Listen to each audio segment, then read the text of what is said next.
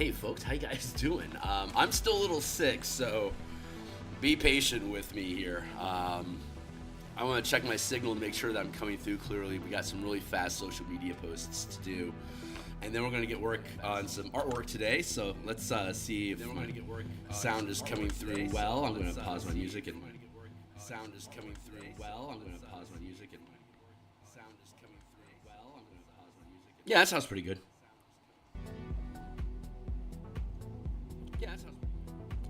So let's drop my volume down here out of the way.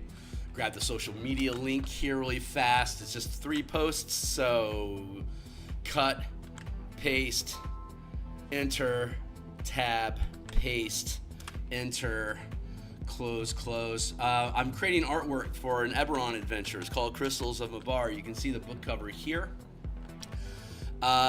We are really close to getting this monster done, so I'm super excited about that. Let me rearrange my windows. And here you see Photoshop. This is the cover that we created. Right now we're working on corner vignettes, which basically means like these little blank spots. Like here, just for those that aren't indoctrinated yet, welcome to the mix. This is a PDF document that's going to be publishing on the DMsGuild. I actually have a lot of books that I've already published on the DMsGuild for people that are interested in seeing. Here's a list of books that I've made. They're all chock full of my art and ideas, and they all have free previews, so be welcome to check that stuff out. If you think this stuff is, hold on, let me fix my screen here real quick. Blip, blip, blip. There we go. Bump. There. And are we doing okay over here? Background. Yeah. Okay. So, okay. Good. So like, subscribe, hit the bell icon for notifications when we're live in the future. We'll get to work here. So yeah, I design books and role-playing games and stuff. I'm focusing on Dungeons and Dragons 5th edition right now because I love D&D. I've been a DM since 1987. I've played every edition. I haven't DM'd 4th edition because I didn't like playing it. So I played Pathfinder and Numenera instead until 5th edition came out. Hey Steve, it's good to see you. I'm still recovering from being sick. I'm draining, so I'm coughing and sniffling a lot. I've hit some Dayquil, but we'll see how well that goes. But this is that 16:9 format. Since the books that I publish are only PDFs, they aren't intended for print. We can use the digital format as our native device. So I designed the page to be 16. This is the first book that I've done this, but we designed this to be specifically used on a tablet, phone, or on a desktop. So this is the space that we have to work with. It's 16:9. Each column is also 16:9, so you can look at a full page horizontally or each individual column vertically. And when you look at this composition, you can see we're talking about different encounter areas. And excuse me, we're gonna have a little bit of that today. I'm sorry. Now this looks a little. It just looks a little off. We need something going on down here, and it's actually not that important what it is. Just fill it with something. He really does love his D&D. Thanks. Yeah, I am a fanatic for D&D. I've played a number of role-playing systems, but I've D&D 5th edition, 3rd edition, Beck-Me, 2nd edition because of skills and powers, and then 1st edition, and then 4th edition is my last place. That is my hierarchy of D&D systems that I enjoy. I love the DM Cypher system. I don't necessarily like to play it, but I love the DM Cypher system. It's such an easy system to DM. I would say DMing Cypher system is more enjoyable than DMing D&D because of how simple it is, but I'm more satisfied, if that makes sense. It's different. It's enjoyable to me, for me, to DM Numenera. But I think for the whole table, I think me running 5e is more probably on point with the type of people that I end up resonating with. If any of that makes sense, then thank you. But all right, so what am I trying to do in here? Let's go to here, and let's do center. Yeah, so we're just doing little filler art to occupy these empty spaces, and it doesn't really matter what that thing is going to be, but we have a stack of them. Let's go up to. Here's all the pages in the adventure that need these little these little pocket vignettes. So we're going to be working on all of these, and while I'm working on these on Monday through Fridays in the morning like this, here's all the shit I have to do off screen for cartography, labels, tokens, as well as technical bits. So I'm still working on updating the maps, like with where monsters are located, and the hazard tokens that we've developed, adding in all little hazard marks. Yeah, Beckme's super fun. Beckme is fun. I agree, 100%. Shadowdark, Beckme, it sort of occupies that same, like Shadowdark really is a 5e version of Beckme. It's pretty good. I love Beckme because of the domain system, the Dominion, overseeing, building up from nobody into a god. It's such a great curve. I love that. It was perfect.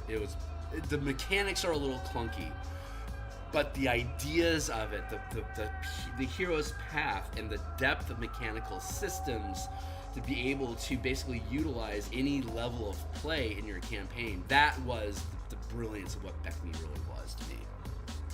But yeah, okay, so these are all the things I'm doing off screen, and what I anticipate is by the time these illustrations that we're working on are finished, all of this background shit gets finished. So I'm going to paint for a couple hours this morning, and then I'm going to spend the rest of the day. I'm on vacation today. Lucky me. I don't go back to work until the 5th. So I'm going to enjoy my time off, and I'm going to work on all this stuff. And if everything goes well, I'll have all this stuff finished by the time these illustrations are finished. And then it'll just be a matter of me picking up and dropping those illustrations into the document to then publish as a PDF and then kick it out to you guys to play with. What'll happen is there's going to be a time delay between finishing these vignettes and actually publishing the book. So I'm going to do a bunch of Bob Ross art in the meantime, just to fill the gap. There's been a number of really cool environments and landscape photos that have been on my desktop, because I've got like the scrolling feed of like every day get a new desktop background. So I've been enjoying a lot of wilderness landscapes that have been offered to me. So I've been screenshotting those, and I'm just going to translate them. I'm just going to turn them into Bob Ross paintings. And if there's any fantasy elements that I want to add to it, like a castle or like dragon flight or a griffin's nest or something, we'll see what comes up. Maybe, maybe not. No promises there. But those are the ideas that we're going to be playing with. So what I've decided to do here, since we're in this, here's the sheriff of the town, and here's the constabulary where the sheriff is. Well, it's constable. He's technically a constable. Sheriffs are out of Fort Bastion, and they have large regional territories like east, west, north, south, southeast, southwest. There's basically 8 sheriffs. In my mind, it's not and we don't detail it here because it's not important. But in my Eberron, in my Karnath, there's 8 principal sheriffs that oversee the compass points in different directions from Fort Bastion. Fort Bastion being pretty center of where Karnath is. So from the 8 directions out of there, those are your different sheriffs. So the sheriffs that are over on the east side of Karnath don't have time to mess around with the BS that's going on along the Carnwood in the northeast east zone. So they hire the characters, but so this is a constable, which is like the sheriff or law enforcement for a particular, this would be, population is more than 100, less than 1,000. It is a village. A hamlet is up to 100 people, a village is up to 1,000, a town is up to 10,000, a city is up to 100,000, and a metropolis is more than 100,000. And that's not the official D&D rules. Those are my general rules on Bastion creation. Like I said, I love domain systems from Beckme, and one of the major projects that we work on in the evenings on Mondays and Thursdays when I stream, typically we're working on Bastion mechanics to rebuild that domain style of play using the 5e game engine. And what we've come up with so far is pretty damn cool. So this is the constabulary where the constable is stationed at in this village. And here I'll show you the village. This page isn't complete yet. I need to extract. This space here is reserved for icons. If there are any particular terrain or item icons that I needed to include to explain what's going on in the map, I could include them here, like deciduous trees and conifer trees or whatever. Maybe, it's probably not very important. So I suspect what's going to end up happening is I'm going to take this L space here and end up making a vignette here as well. But this is where the constabulary is at, located right here, and this is with its roof on. And then once you go explore that building specifically, roof comes off, and you can explore inside of the room, and this is where the sheriff is at, and you can have this conversation with them and do your social checks and use whatever tools your characters have available to get what you need out of that conversation. Let's tighten this in. So I've decided to fill this vignette with, if you haven't figured out by now, there we go, an illustration of the constabulary from the perspective of the team when they come into town. Maybe about here and here.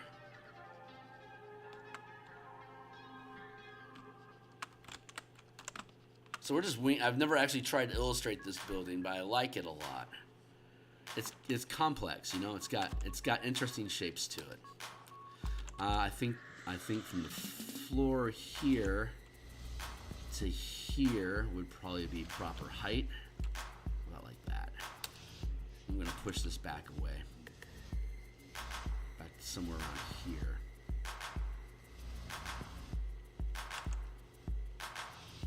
Trees back here. We'll put some thistle and shit over here.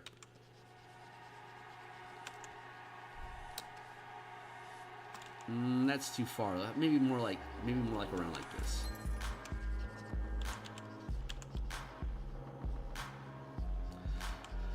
I don't have room on the other pages to have little illustrations like this. So this is, I guess, maybe a little greedy to have this, but maybe I can scale this down and show a couple of the other buildings alongside here as well. Let's go take a look real quick at the roof on.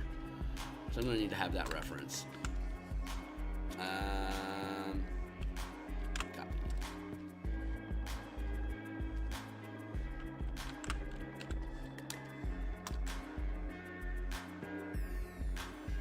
Okay, this is sloping up and away. Oh, that's right, and we have that overhang. Yeah, that's cool.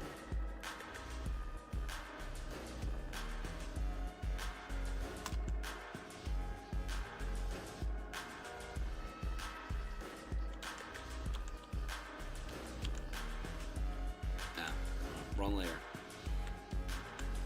Cut that free. Merge down.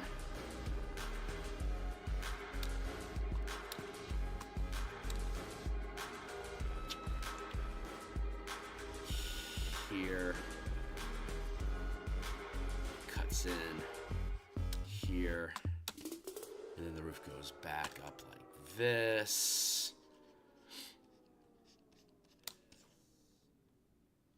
Drops off like that.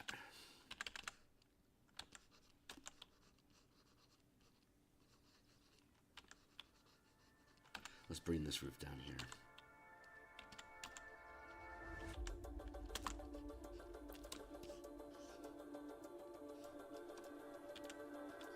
Okay, yeah, that should be like that. And then this is here. There we go. Now shit's all connecting. This is a cool little porch. I really dig this.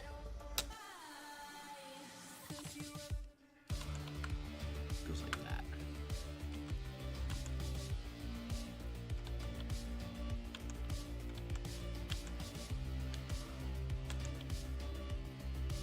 Something like that.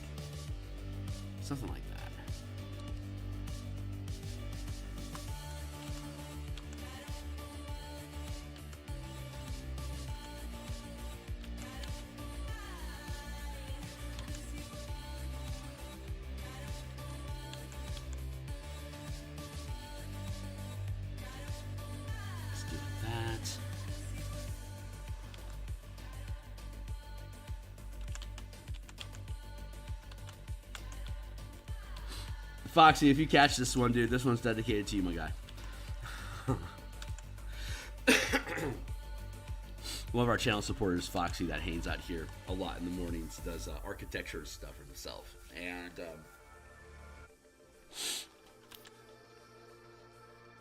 so, hey, we're doing architecture stuff. How about that? Let's see. I guess I need to have a higher incline here because it clips like that.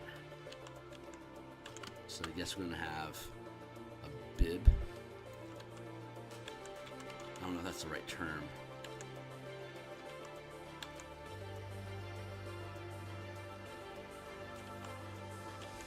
There, like that.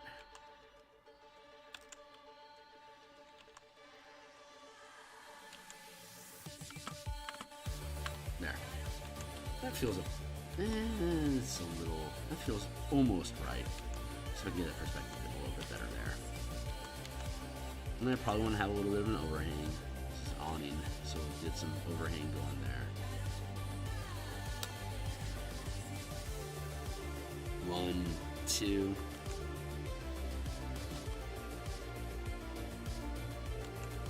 Oh, that's a lot wider. This actually goes like all the way the fuck over here.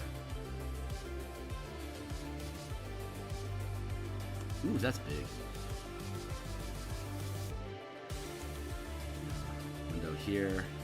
We have a larger window here. And we have the door is on this side over here. We have a wall here. And there's a window here.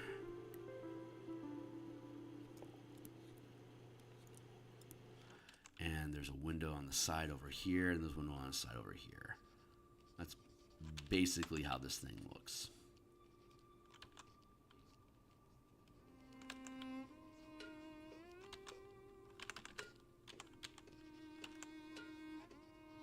Roughly, like real shitty. But it's just a rough. We haven't roughed this out before, so. But that's roughly what this architecture looks like. And then we have there's a smokestack back here. It's winter. It's autumn, like harvest season. So there's some puffing going out of that.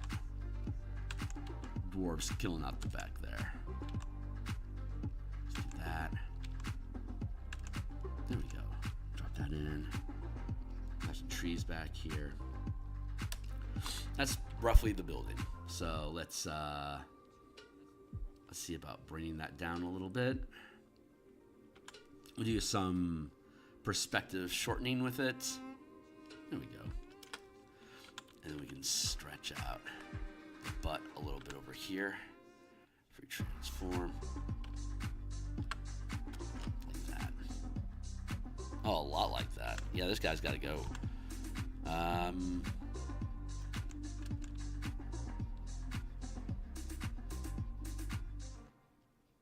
Yeah, extends a hell of a way back here. Like that.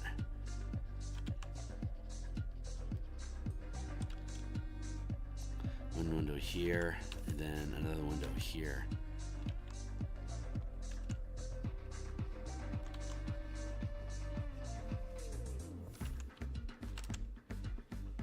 Like that.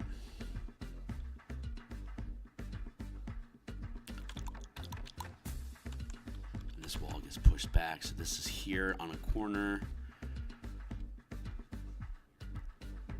No, that's not it. Hold on. Interesting architecture. This one's tricky. Hey, Gabby. 5e is a great system to start with. It's a lot simpler than basically all the other ones, which was, you know, that was his big claim to fame. Let's push that roof down a little bit more.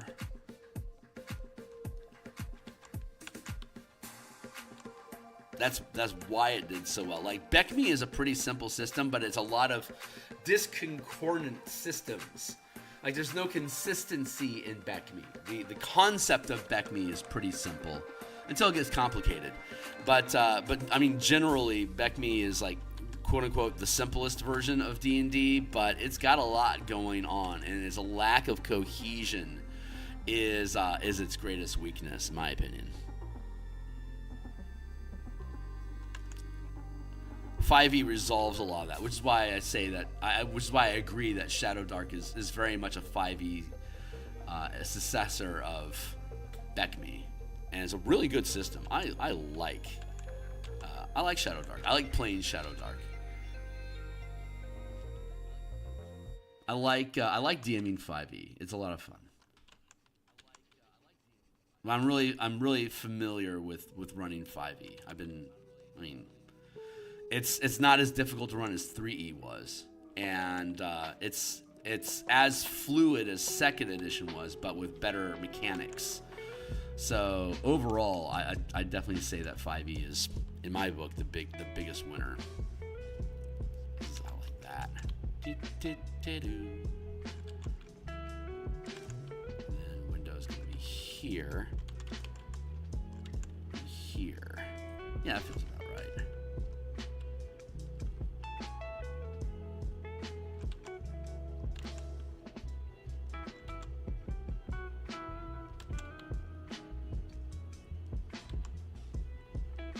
So after doing all of this and putting it all in, is it a good illustration? Is this the proper illustration to include for this particular location?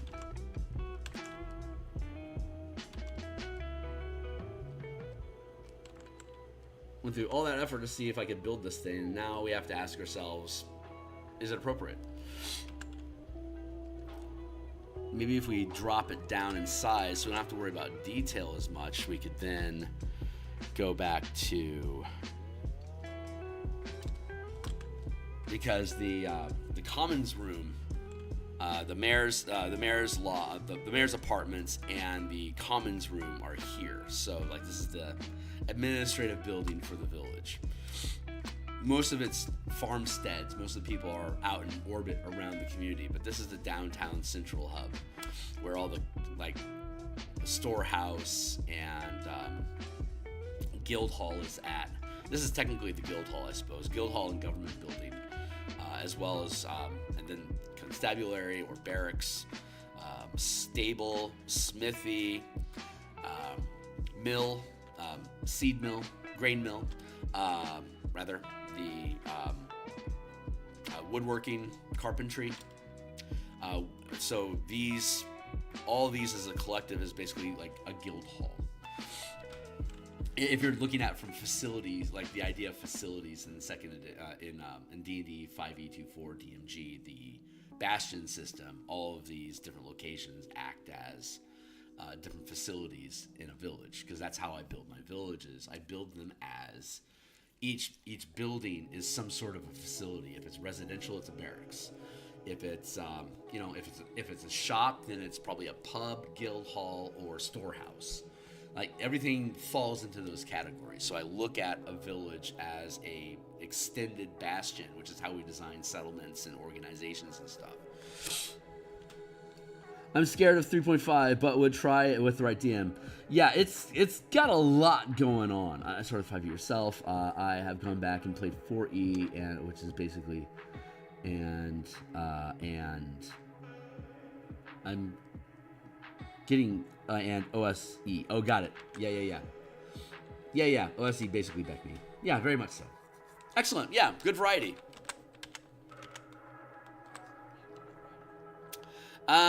So we could drop the, I think we can, let's see if we can do that. That might be interesting.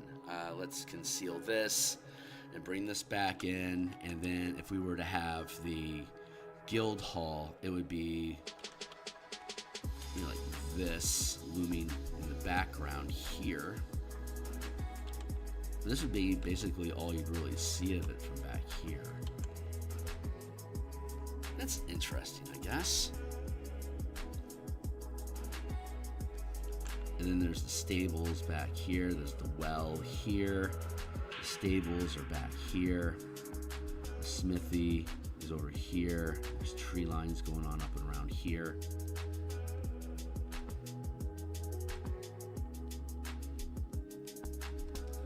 Yeah, we could do like some little scrub and brush and shit over here. And I could do like maybe a little tree, like a little tree bit here, like a little gate. It's coming in through the entrance here. Welcome to your doom.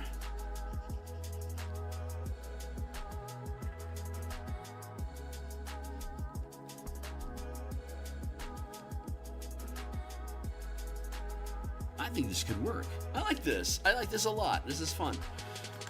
Let's do like, let's drop this down a little bit so it's not as imposing.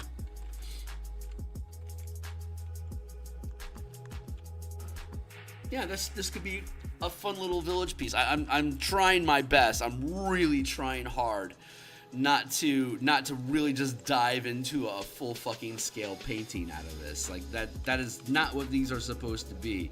They're supposed to be more like sketches and simple shit, but I am really feeling the pull on making this an environment piece. So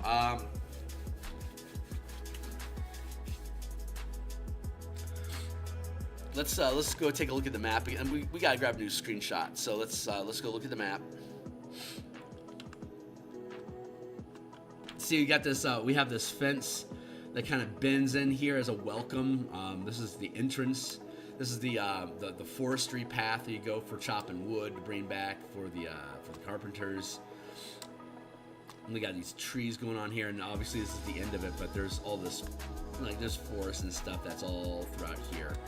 So this is just a clearing, and the trees get more and more sparse south of here. North of here is the Carnwood Forest, so it gets denser. This is right along that edge, but it's still fairly nestled. So there's all sorts of trees that are around. Like I could probably add in another tree here and here that are dripping off the page, as it were. But I think this is fine. But that gives me some creative space for me to add in more trees. But the perspective that we're using is basically cutting across here, with us somewhere in this spot. So we're catching both of these fences, seeing across the constabulary, the commons, the stables, into the smithy with the community well, but we aren't going to be seeing the storehouse, for instance. So that's the kind of perspective that we're going to be cutting through. So I'm going to grab, let's grab this. Like that, and then we'll expand on that a little bit.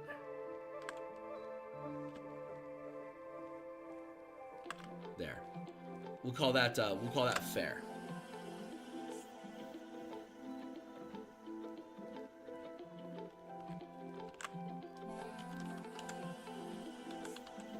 Oops, wrong layer. Let's go back here. This is for reference.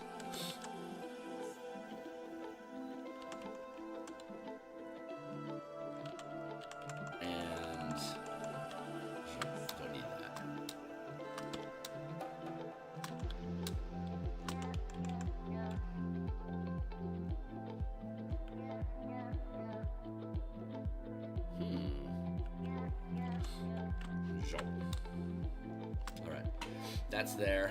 I think I see some text happening. Give me a hot second and I'll catch up with you. I would be interested in Eberron regardless of edition. Eberron's good. I love for getting the Final Fantasy tactics. So I can totally get that vibe. I see where you're coming from.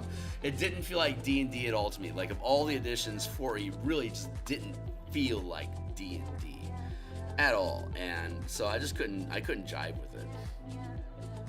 It felt too Final Fantasy tactics.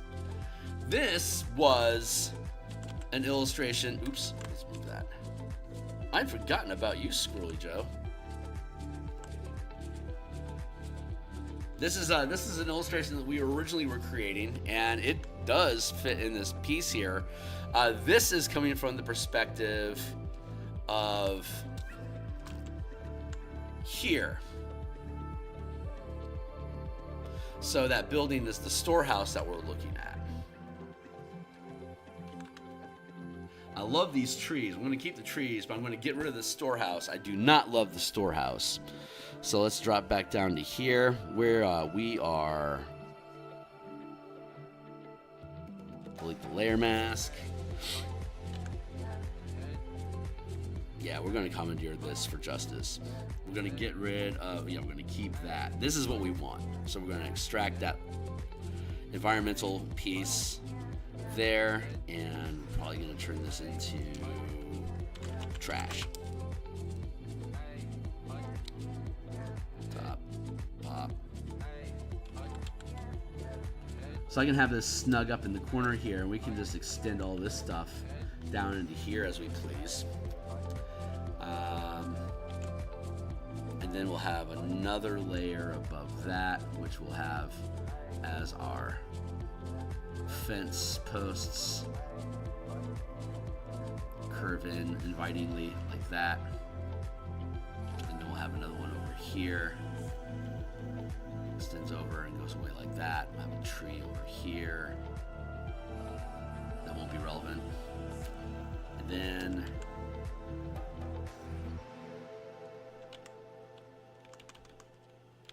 see, we have that, we have our well over here, we have our stable back here, and then we have the smithy shop that comes around here like that, and that squares it out. See, and then we can have our trees back here. This is a cool little snitch. I'm happy with this. This is going to be a cool little piece. I'm desperately attempting to prevent myself from going hog wild full color with this.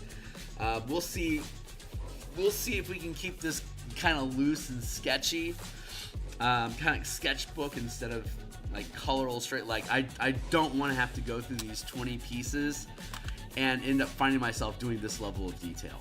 That is going to just fucking kill me if I do that. I won't finish until March if that is our solution. But if we can keep this simple. If we can keep this simple, for God's sake, if we can keep this simple, we can potentially have this done in January. I am so tired of having this project push further and further down the road. Every step it takes, it's fucking awesome, but goddamn, just have the baby already. Let's see. Yeah, so we'll start here.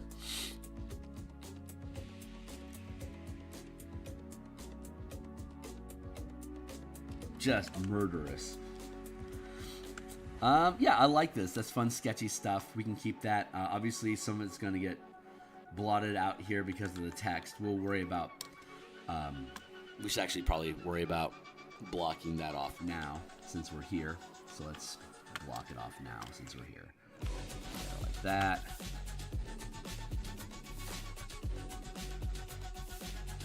That's about where it's going to be.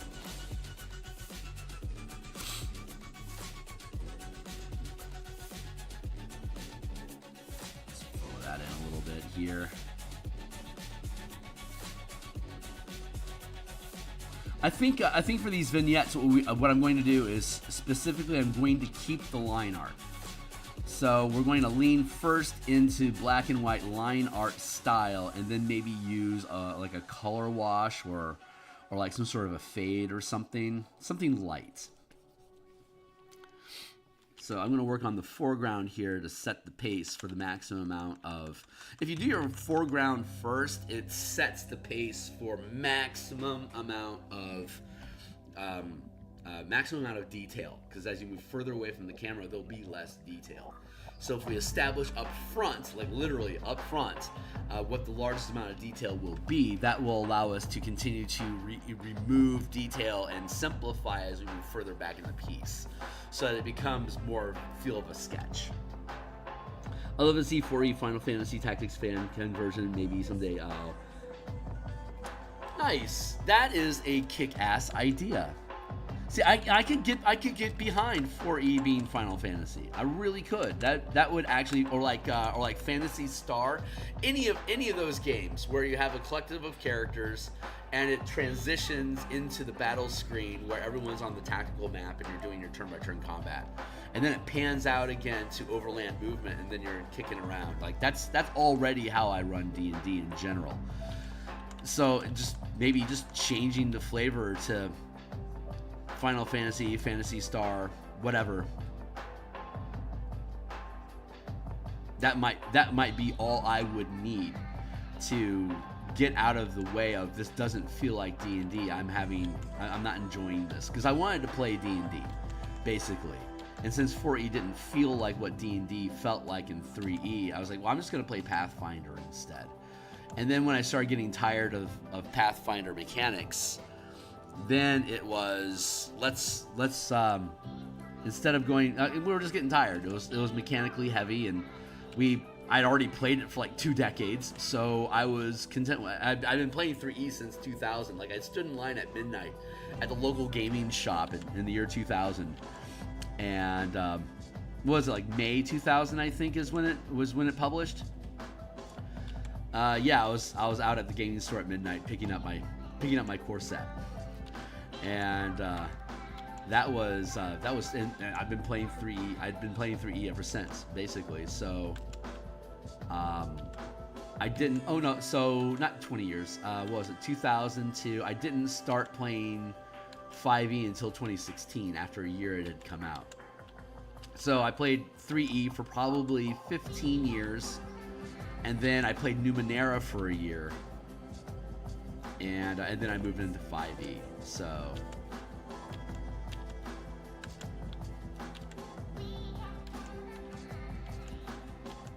I've and then obviously prior to that, 87 to 2000 is when I mostly played second edition. Occasional Beckme, but largely second edition.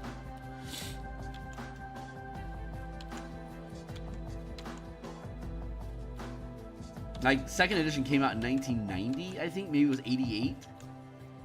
Maybe it was 1988, something like that. But around in that zone. So I basically had little time with first edition, and started just diving into second edition when I really, I was doing Beckme and then into second edition.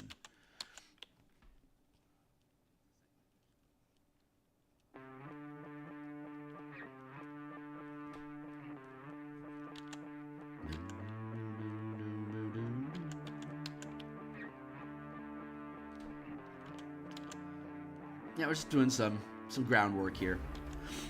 And I'm thinning it out because I don't want to worry about extending out to the page. The vignettes don't really have margins, beginnings, or ends. They just kind of fade into the page.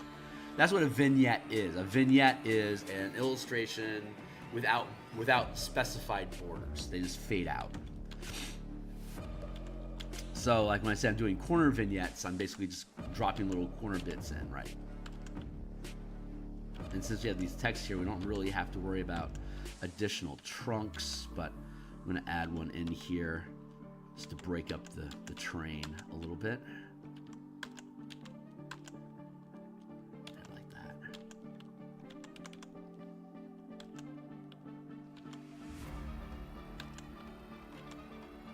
Yeah. Something like that.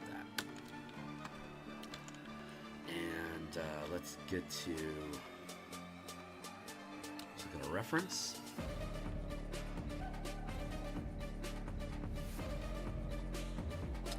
The illustrations really should be above the text, so let's do that. There we go.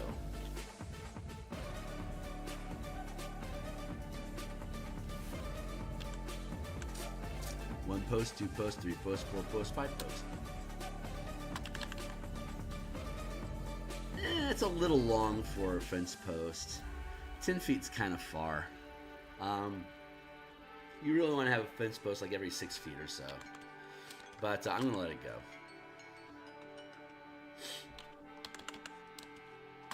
I have repaired plenty of fence boards in my day. I grew up on a horse ranch. It was a small property in the far reaches of suburban St. Louis, out in the near Eureka, which was a lot of basically starting to spill into farmland and hills. It all eventually became golf courses. But at the time when we lived there, we had a small, like, 4-acre property that housed 4 horses. So a lot of my childhood was spent scooping up horse shit and cleaning barns, and got to do some fence repair with my dad. So I'm familiar with fences. I didn't appreciate it at the time. I couldn't really enjoy the horses. I didn't see well enough to be able to steer them. So they get spooked when I would ride them because I didn't trust myself. And if the horse can't trust you, it is going to freak the fuck out. And I did not trust myself on the horse, so the horse didn't trust me. So I did a lot of work and never really benefited from being able to ride. I was very angry about that growing up. Very, very angry about that. But it was fun. It was a fun struggle. I look back at it and laugh about it now. Let's take the eraser and let's drop the opacity a little bit on it so I can hem at this just a little bit just to thin it down some. 10% should be good.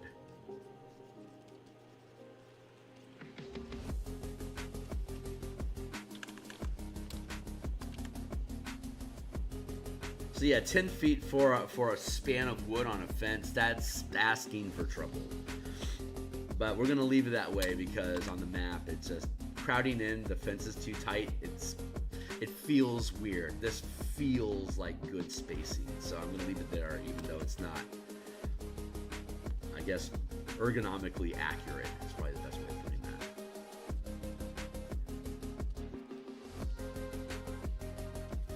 But yeah, Final Fantasy in a 4E version, that would absolutely work. I think that'd be cool as hell. I'm just erasing at this just to thin it up a little bit. Since it all fades into the background behind the text, having this fade effect here is a good way to help play with that. And it helps reinforce the sketchiness, the sketch nature of what these little pieces are. It's less color, it's less dense color information. So you put in illustrations to give your mind a rest from the dense information that they're reading about the game or the adventure that you're processing. So you're basically creating white space for your brain to cycle and rest while you're looking at a page. Let me conceal this. So if we look at a full page, we're processing information here, we're processing more information here, we're processing more information here, and this stuff in particular is relevant to what's going on over here. So this is an informative illustration referencing the constabulary block of information, and the dwarf here is specifically engaging with the conversation here and your skill checks here. So this piece here, this being a blank space, is good rest space. Like this gap here, that's good for your eye to rest. This is good for your eye to rest, and it's not such a large space that I actually need anything in this small of a space. This is too large of, let go. This is too large of a space to just leave empty. It would look weird on the page. But if I have a light sketch that's just line art that we're using to occupy this, the amount of literally white space inside of the line art will make this a relaxing space for your eye to drift across as you're transitioning from text information into the color map work. That's the idea. So anywhere that this gap is too large to not be restful, but instead make you pay attention to it. Like this space down here is small enough that your eye just basically skips over and basically gets a breath while it absorbs. There's nothing really going on here. But it's going to slide over here, which then takes you into this next section here. But it's also guiding your eye across here to this map, and then up to the dwarf above the map here. And the dwarf is literally just pointing to, here's the block of text, stupid, read that. And then that takes you back down the page. So you create this loop going on inside here. And there's nothing really going on at the entrance or the forest path that exits the town. These are just in and out, so who cares? But this is where actual attention gets gathered. So this is becoming a little loop here, a visual loop that ties you inside the narrative of dealing with the sheriff at the constable at the constabulary. That's the thought process that's going on about, like, how are we designing this page? What kind of detail do we want on this? Why do we want color down here or not? So that's why I'm thinking I just want it to be like, I might do like a gray wash of some sort, like just a transition sort of something that fades in. I didn't need to do that on the same layer. I'm gonna knock that free before I cause myself trouble. But like having a wash, like that goes from white to like a gray of some sort that then spills into the floor plans of the constabulary. That's the idea. Yeah, so let's just keep going on. Just sharing the thought process that I'm going through while we do this.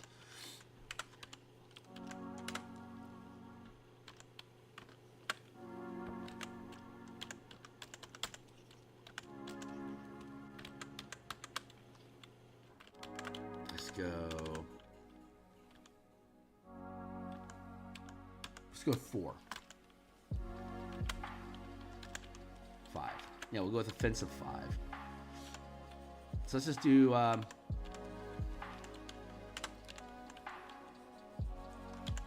let's do that. And that.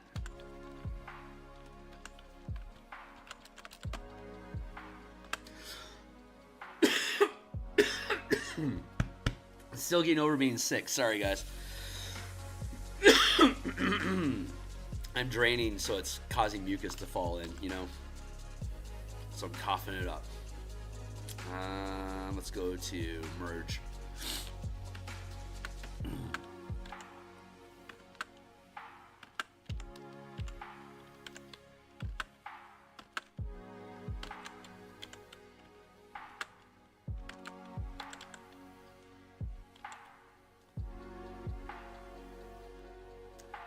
And what do we have? 1, 2, 3, 4.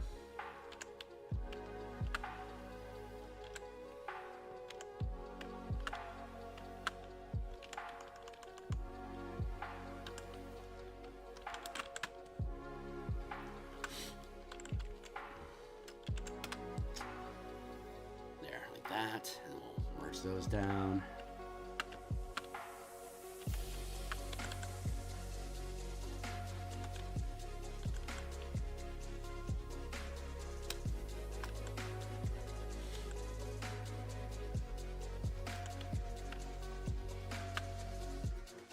We'll put fence bus in later. 1, 2, 3, 4. Is that how that looks? Let's get our reference back in.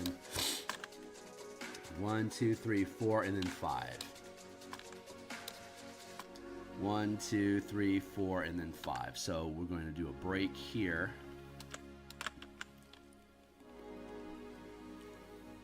And we're going to use our perspective tool.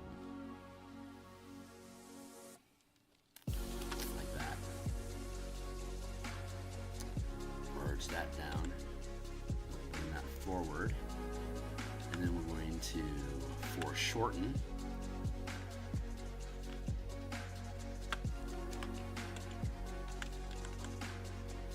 There, that's a fence.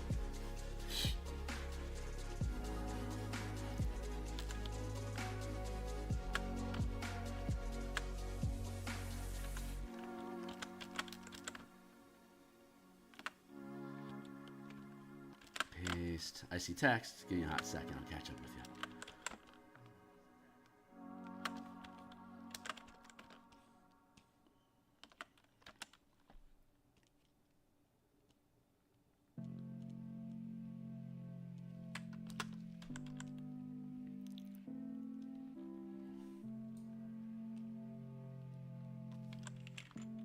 push that down a bit, and then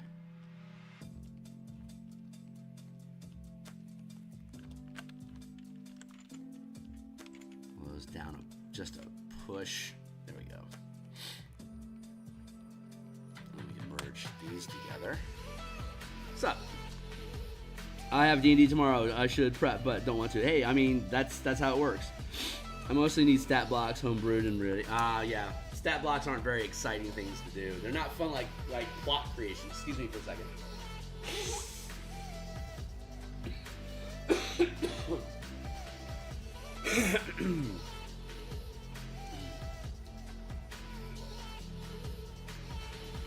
Procrastination, man.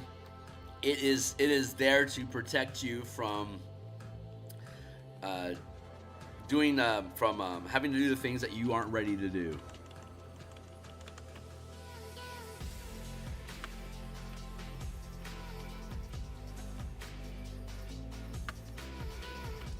Procrastination is your heart saying you are not emotionally prepared to handle this task at this time. Be patient.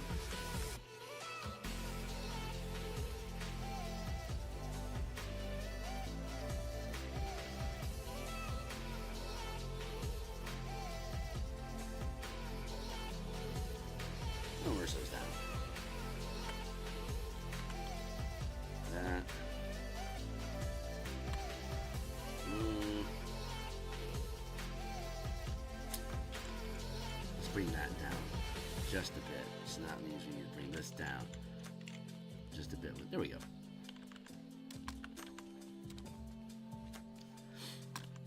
That is basically this, which is going off the screen right now, but believe me, it's there.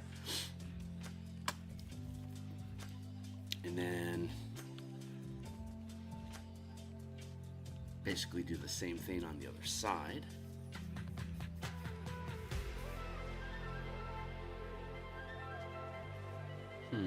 Okay, I see it. 1 second. Let's do this.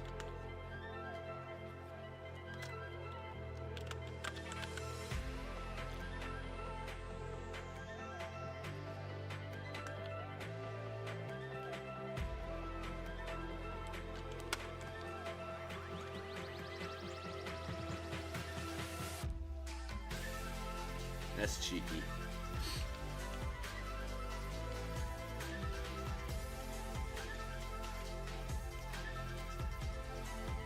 But about right.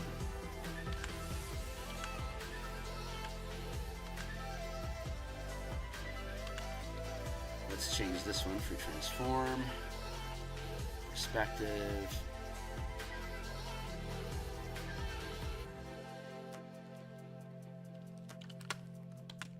And then this one,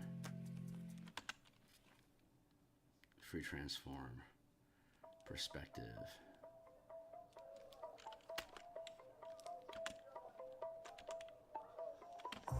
About like that.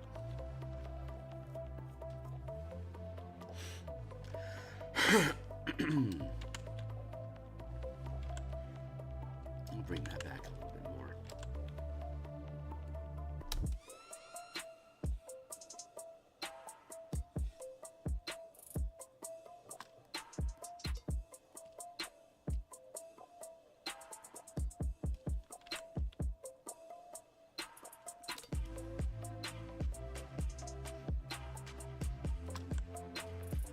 Going to be about here, and no, there is no tree on this side.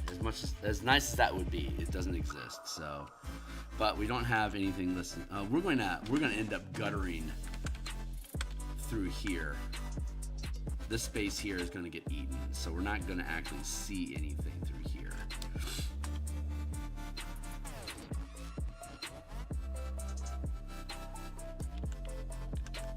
Take this down to 3 line weight.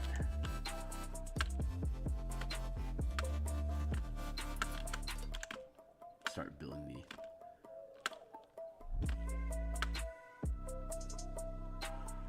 the vertical lines throughout here.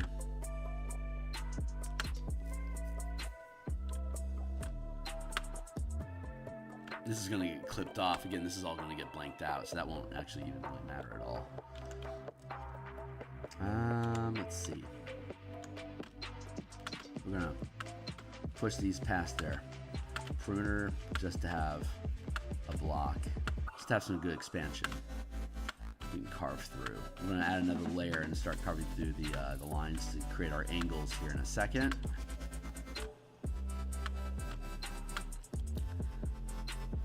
Next layer. Let's establish our ground.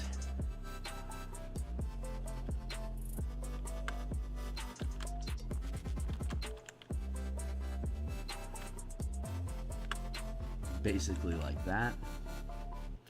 Let's tilt it just a smidge.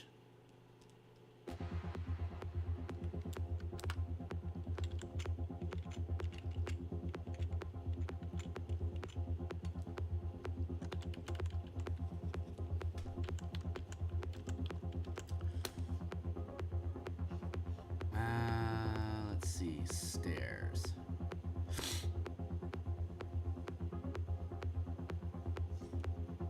Thank you.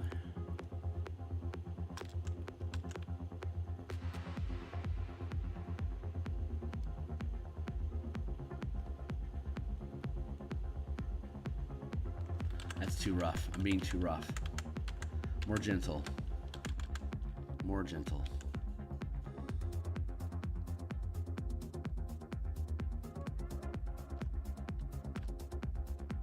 Gotta be really careful about perspective back in here. I don't want to get caught up in it.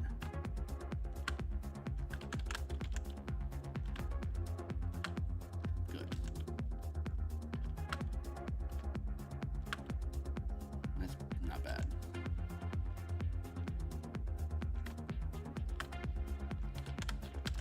Let's take that and push that back. That's good.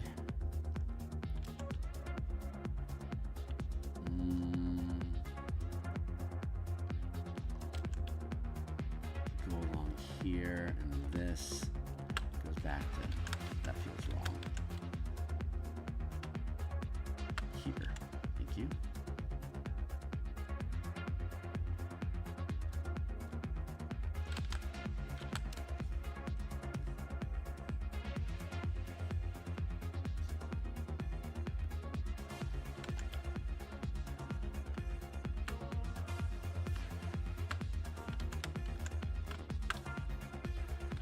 My angle's wrong. Let's fix that. Like that.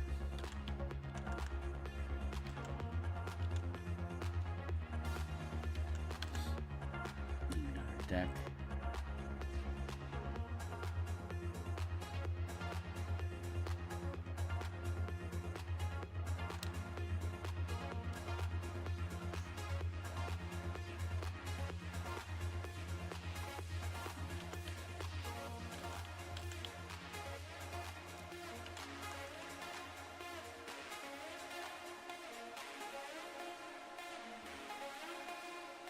Turn that away. Got our porch.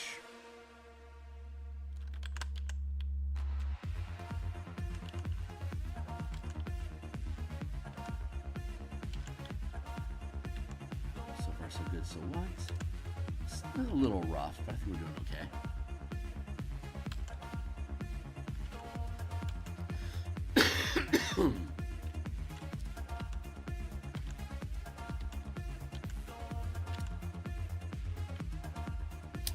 This is the back corner of the building here that merges from here to here.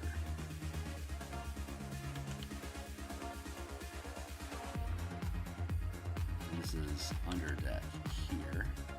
Or do like that. Front posts.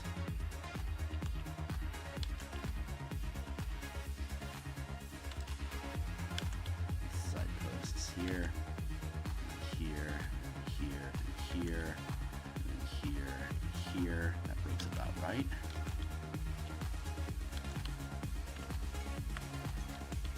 That is my 20-minute timer telling me to keep an eye on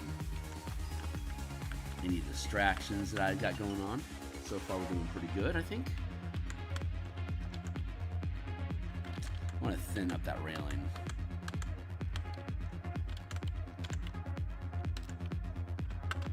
Let's go that and there.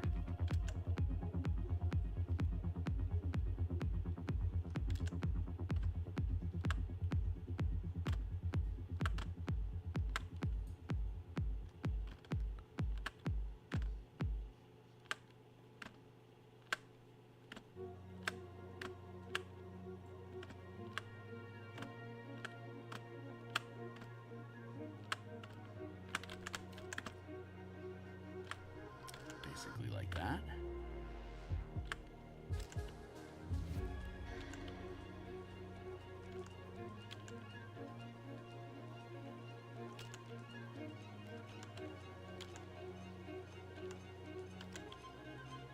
Yeah, like that.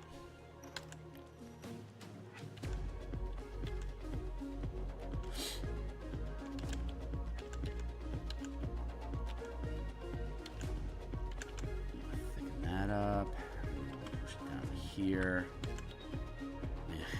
Sloppy. It's okay. I'm gonna end up okay.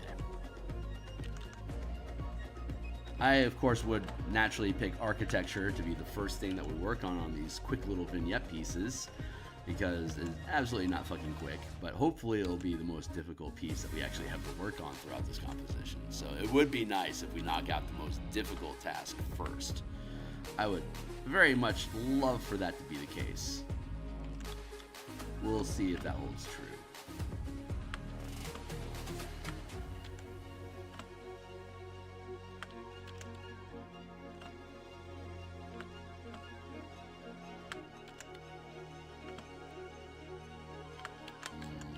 Not quite.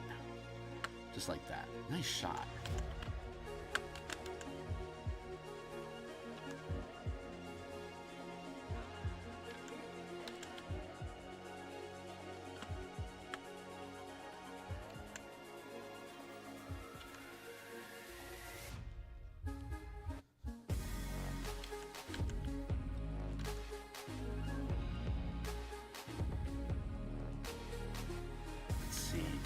Thinking this through.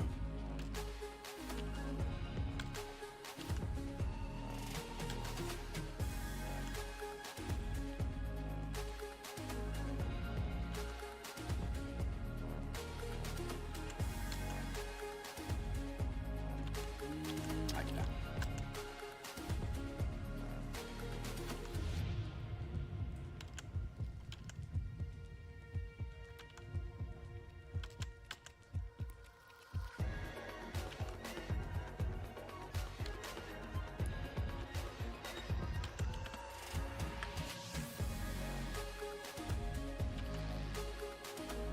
Make that roof work. Bring that line in here, connect that up.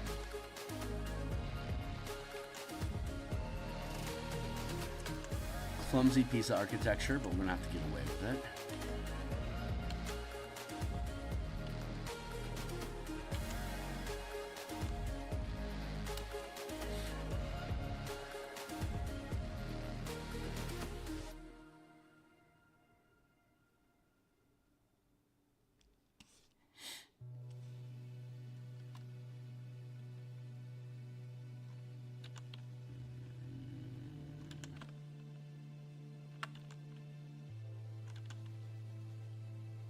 Just keep thinking things through.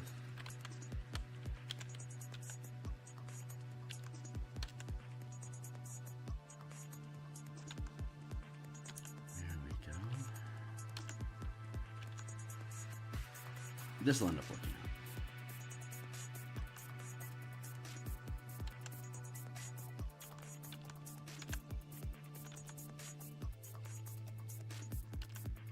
Yeah, like that. There we go.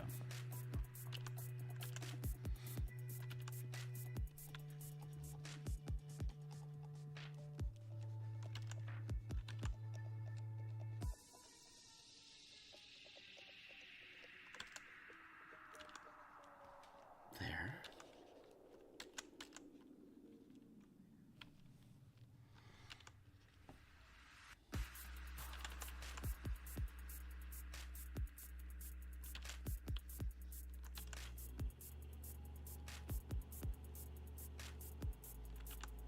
still pretty loose. Playing pretty loose here. Let's bring that up.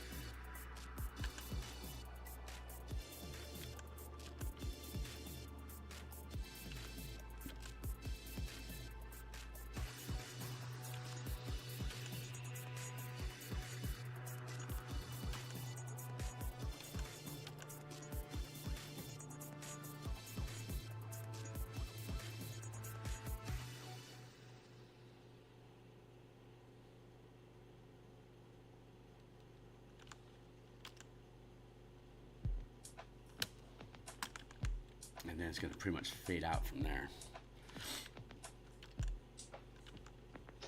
Let's get this guy right here. There we go.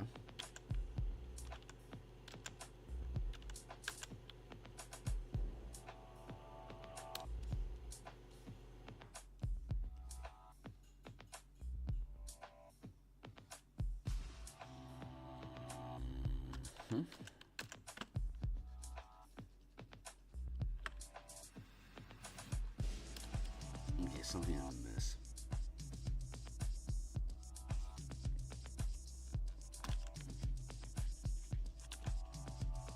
Right, we're figuring it out. Here we go. Here we go. This goes back here like that from here. And this deck continues from here.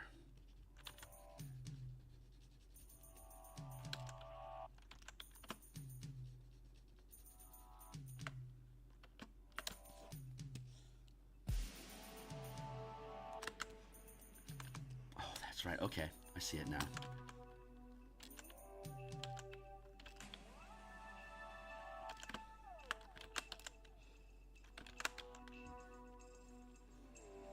Cuts across here.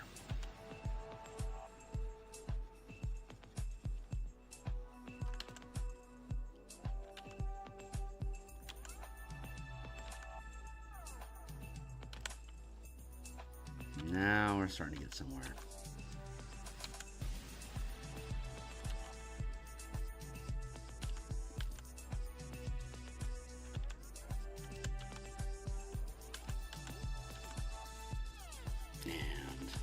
This for now.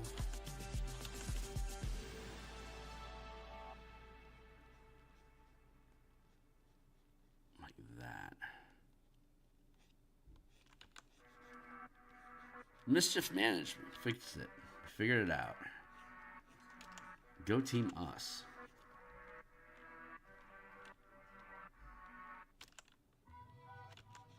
The elevation is off.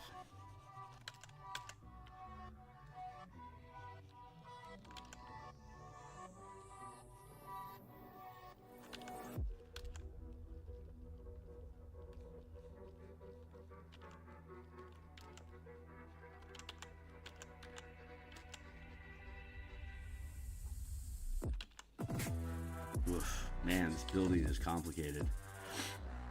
I'm embarrassing myself here on stream. Don't mind me, guys. God, fuck. This is a difficult building.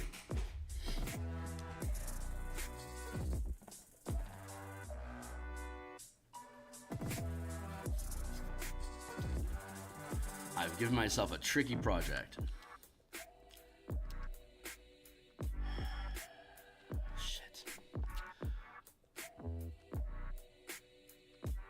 Not happy, Bob. Let's fucking start over. Man, what a wreck. Okay, so let's I'm gonna come at this from a different approach. So we have this line here, and then we have here's the awning.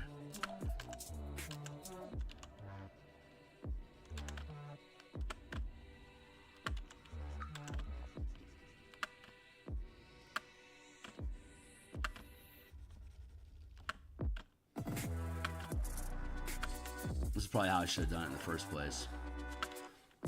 Why freehand when you can copy, right? That's like such a old adage to art. Don't be ridiculous. Should have been how I just done it. So, go to here. I don't have to worry about this back this backside here at all is irrelevant.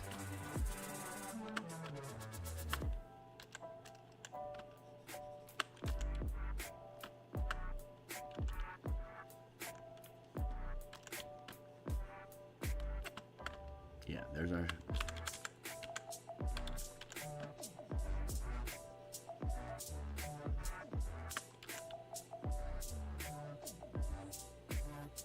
You don't have to worry about this back here at all. Just these bits here.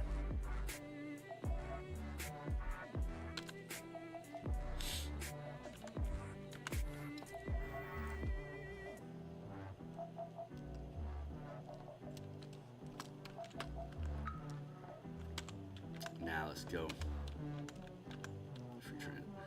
Not invalid number entry. Get out of there. Get out. Thank you. Free transform. Perspective.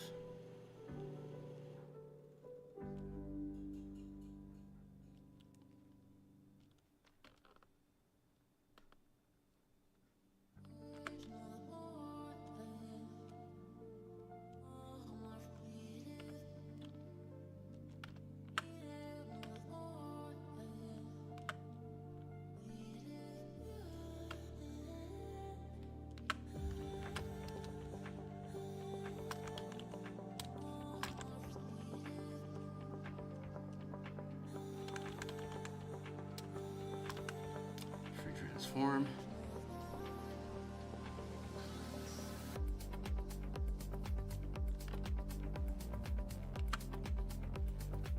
Skew.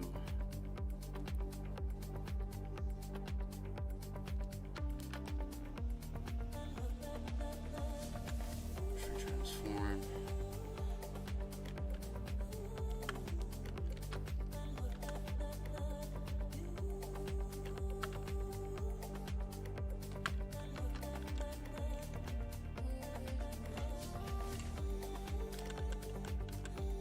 Roughly what we're trying to achieve.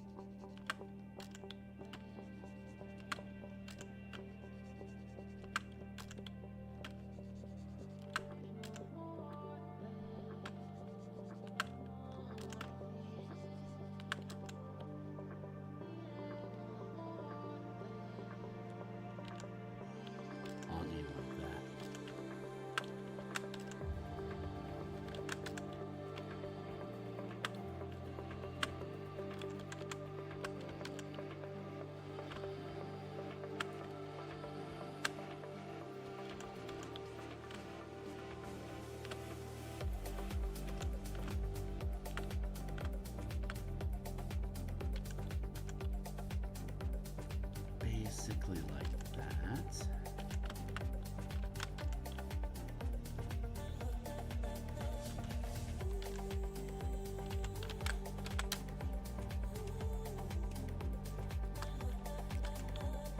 How's the side of this look?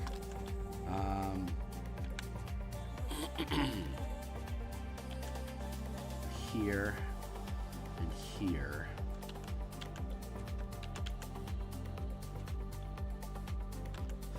There's a post here. There's a post here. So this is the base of it. Here. And there's stairs that go down here like that.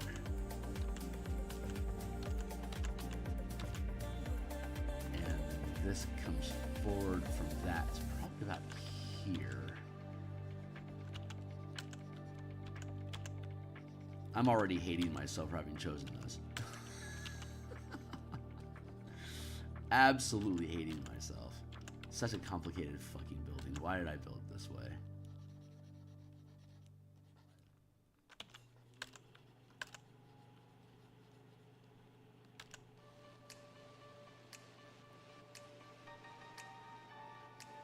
The frame for the deck, and that peaks here, basically like this.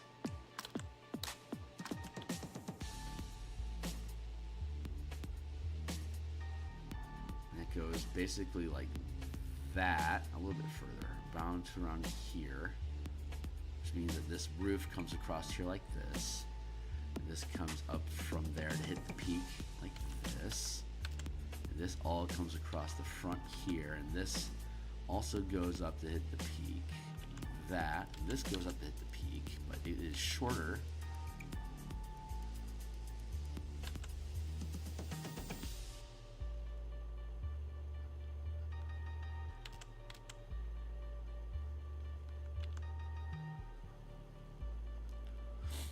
Basically goes like that.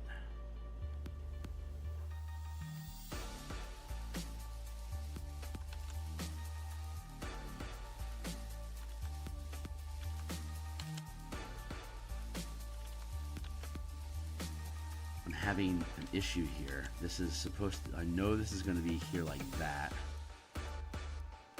And I know this here cuts through. So if it's supposed to continue on the same plane,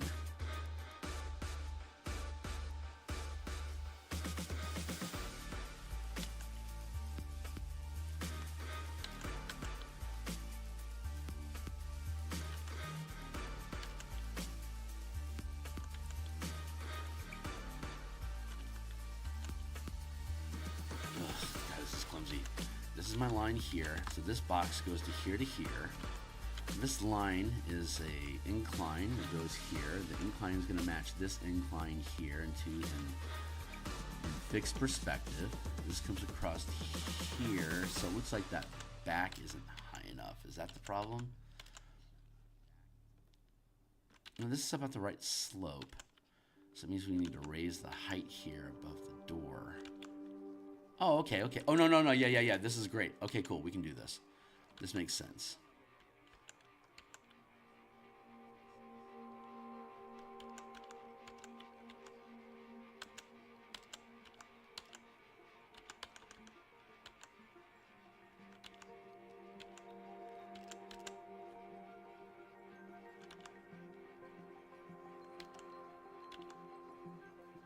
There we go.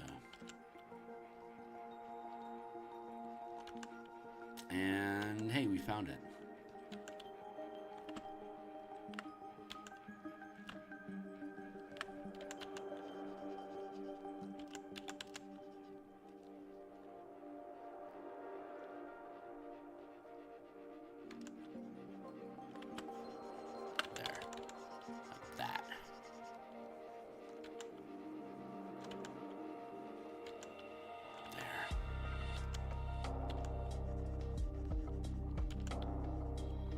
Boy, oh boy, these things are a pain in the ass.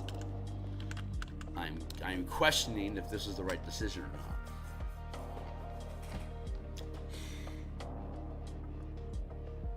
not. Well, if I can get this constabulary resolved,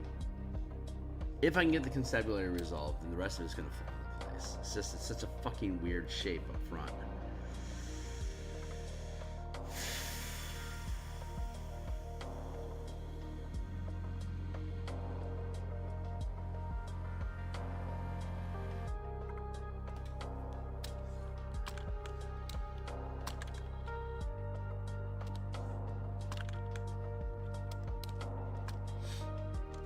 Alright, let's keep at it. We'll just stubborn our way through this one and pray that the rest of them are going to be a hell of a lot easier than this.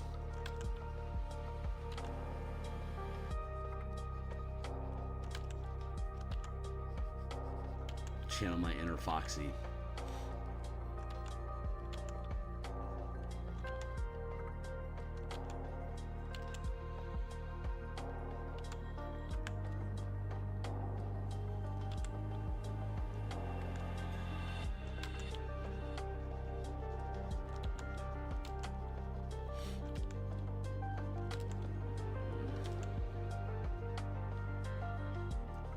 All right, let's build the whole thing out, and then we'll cut that deck out of it. Maybe that's the better way to do it. It's cool architecture. I like the shape of the building. It's just a pain in the ass to fucking draw in 3 dimensions. Just a pain.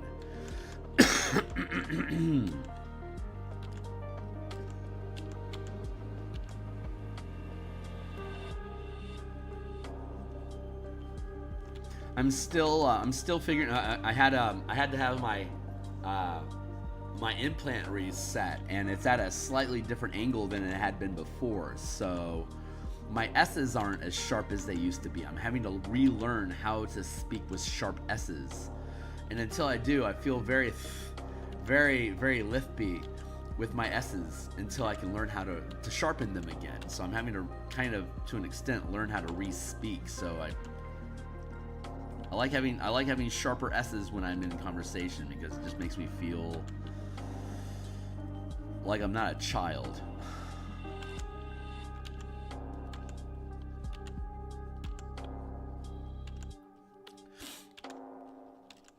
Okay, this is starting to feel a lot better here.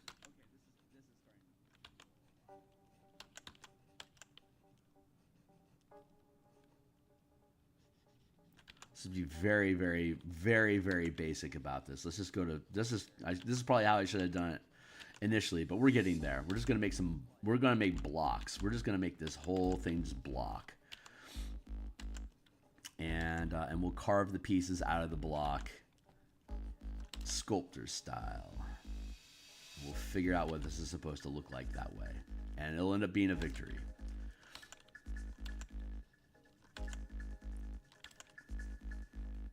So we'll just start with the first actual block like this and not worry about the interior yet. Let's just carve it out into the shape that it actually fills, and then we'll carve the deck out of it.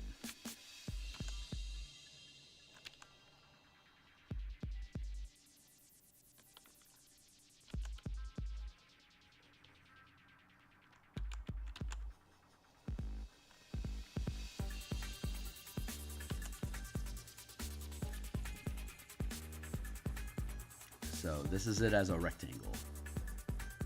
That is representing this space specifically here. Which this is about accurate too.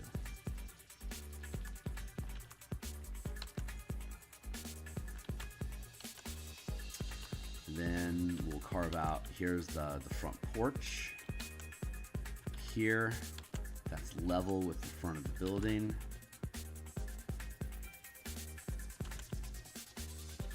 Hey, Chrono Harvester. Oh, what's up, my guy?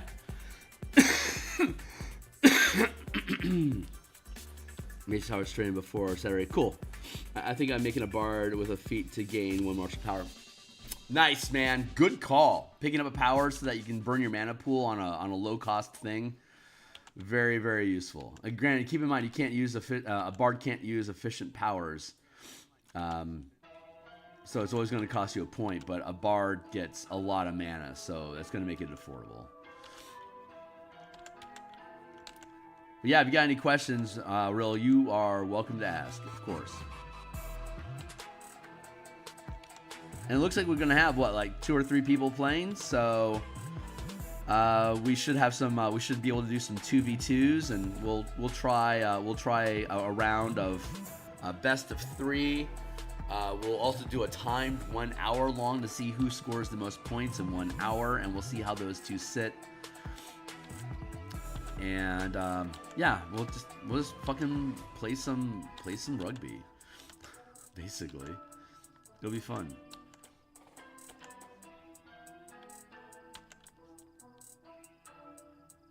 Now that's too wide / narrow, so let's expand that to there. That's about this width here.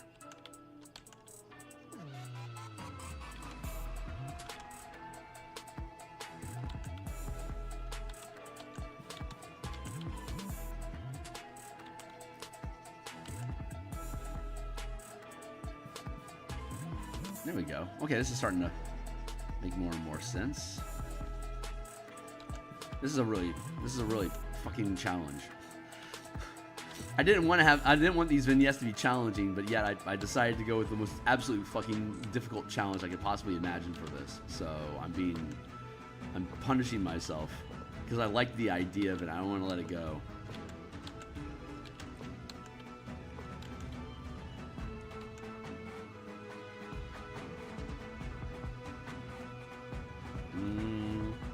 So plus after a short rest, if necessary, I'll be able to convert inspiration. You also, and you also get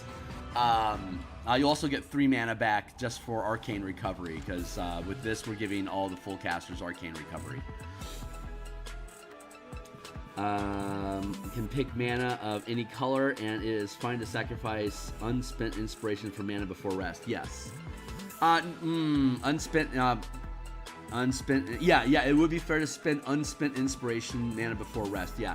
Do you get, at 6th level, do you get inspiration back on a short rest? I thought you didn't get that back until 7th level.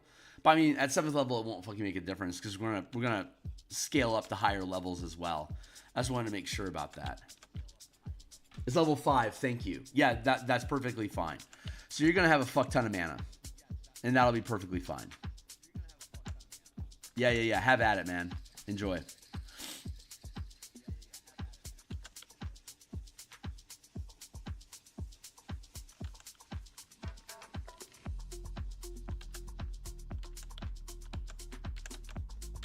It's is it 1 mana per bardic inspiration, or is it 2?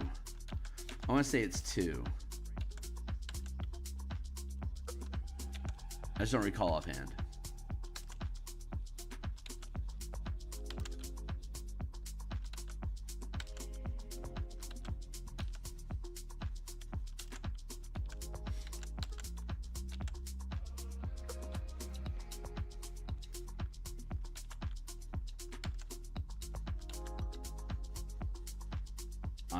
I think it's 2.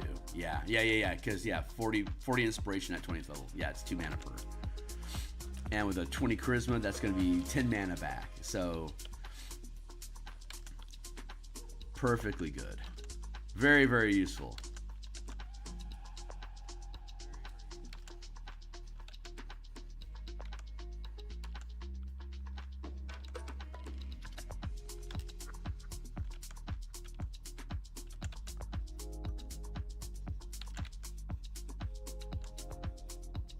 That is the proper shape. 5, 10, 15, 20, 25. 5, 10, 15, 20, 25 is the back 10 to here. So that goes like that, and then this goes forward like this. And this goes forward like this. See, hey, we're finally figuring it out.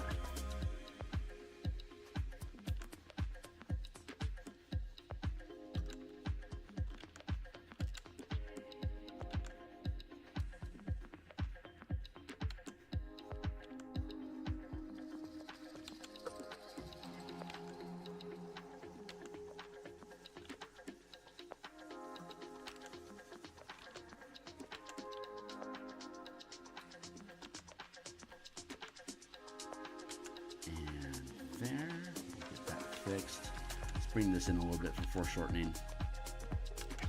There we go. So this is also like this. And this is like that.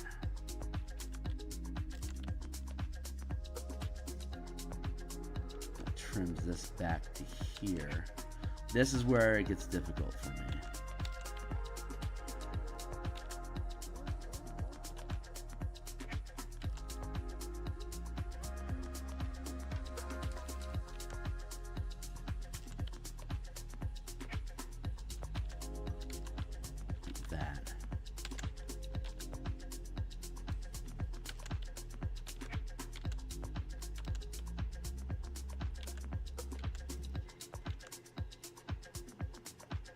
There we go.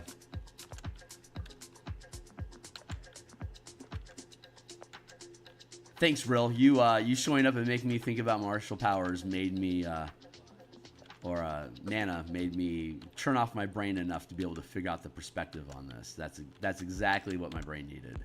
It's a little bit of zero time. Very appreciated.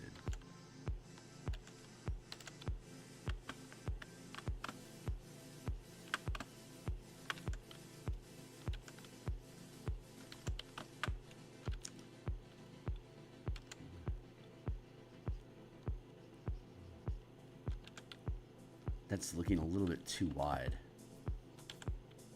Let's bring it in like that. There we go.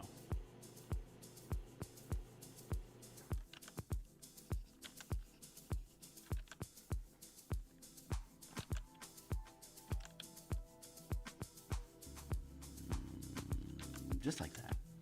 There we go.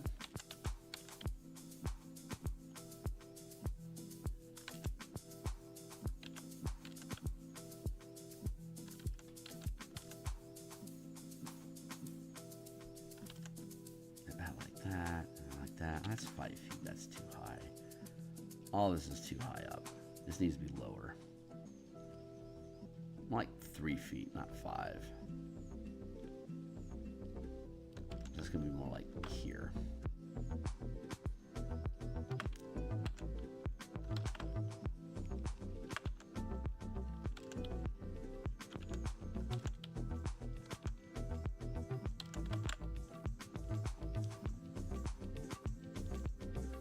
Yeah. This was a monster to figure out, but I'm really proud that we did.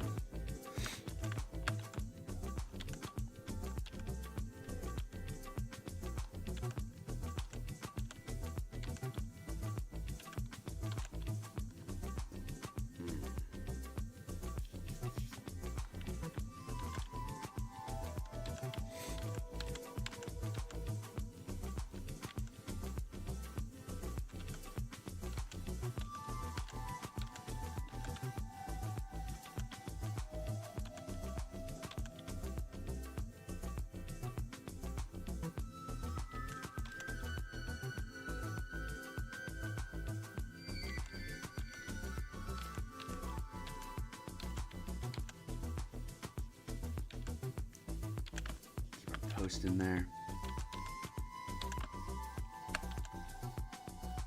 And then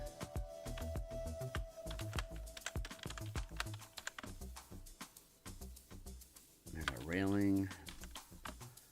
Railing over to here and back to here, and then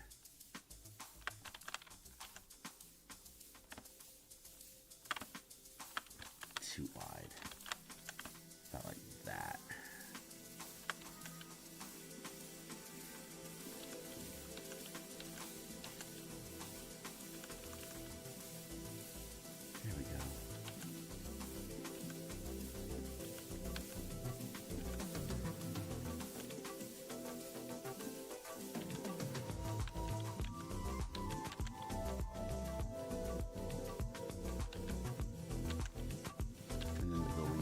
Back like this to here, and then goes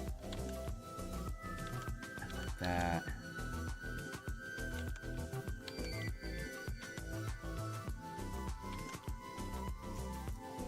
Yeah, there we go. It's starting to look right. Still rough shod, but it's getting better. Just be a little bit longer. No, that was right. Yeah, we'll keep it like that. Window here, then we have a doorway here, this is the corner here, railing, stairs, railing, back here like, no.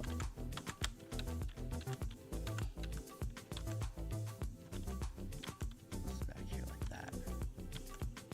A window here, there's a window here, a window here.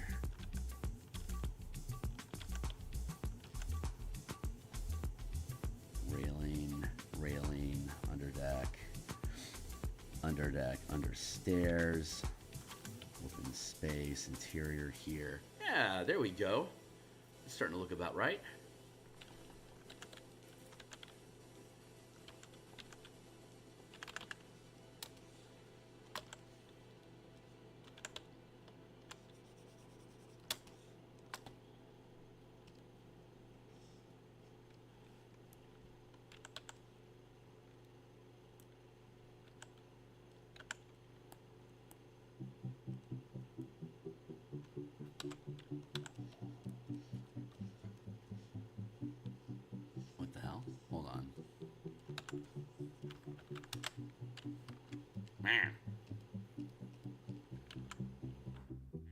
Let's cut, paste there.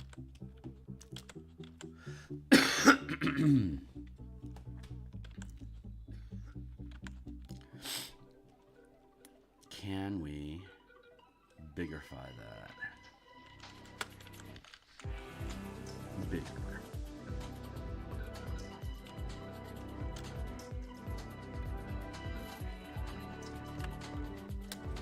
And can we bigger this?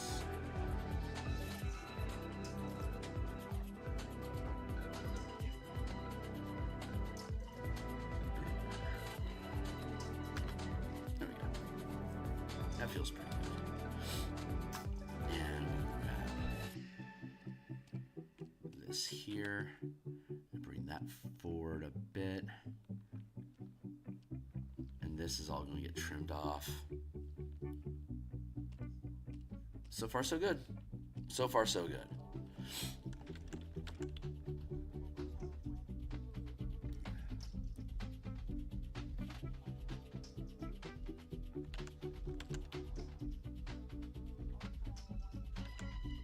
Commons howl here. Bigger in the background. Much taller structure.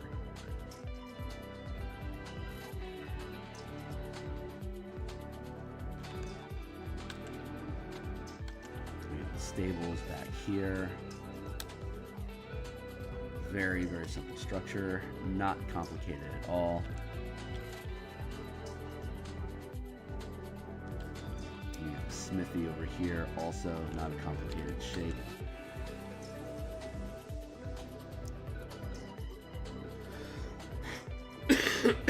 Excuse me. Still getting over that cold.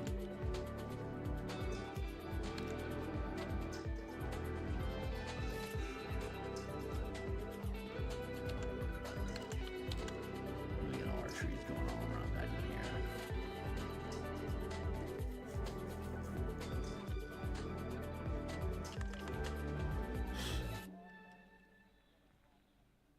It's not so bad. Not so bad. Let's drop that down a smidge. Pull forward a little bit here.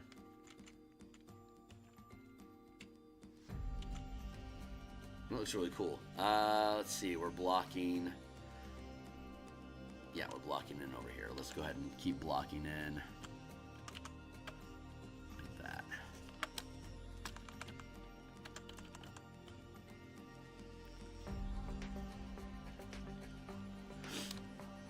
We have a very simple little space inside here.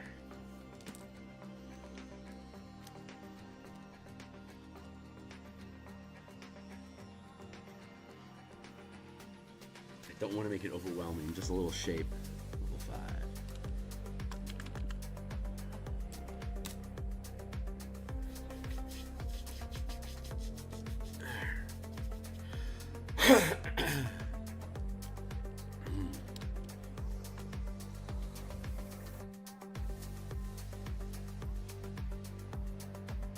Not bad. I want to go over it one more time. So let's gather this all up into a single folder.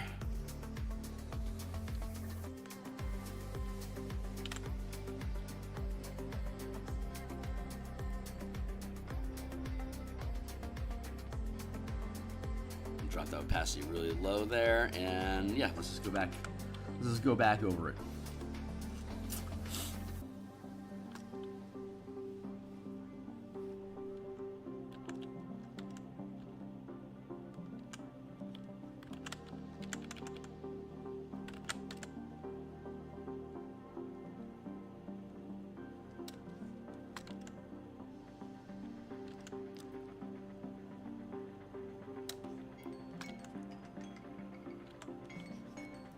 Timely timer. What time is it anyway? 9:30? Okay, we can go over this again. We'll be done with it, and then we'll probably move on to the next thing. Hopefully, we'll be able to do that.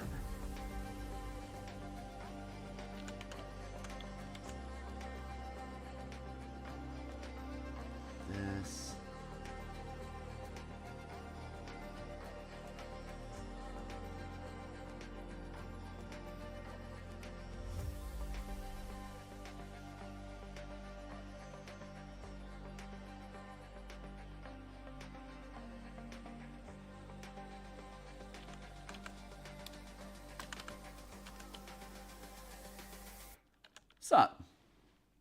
Hey, man. Are we able to shove and use the push weapon mastery on the mascot ball? Yeah. If you prepare it, you can. The mascot ball is a weapon. So it's a light finesse thrown or melee weapon. So any mastery that would qualify for use with that would be perfectly fine. Shove, push, the push mastery, topple mastery, vex, anything that you want. It all works. Reposition, it works. Step is the mastery, and of course you can use power martial strikes with the ball as well, which you'll want to do to ramp your damage, so that you can make sure that you can overwhelm any temporary hit points or damage reduction that the goal receives from the goalie.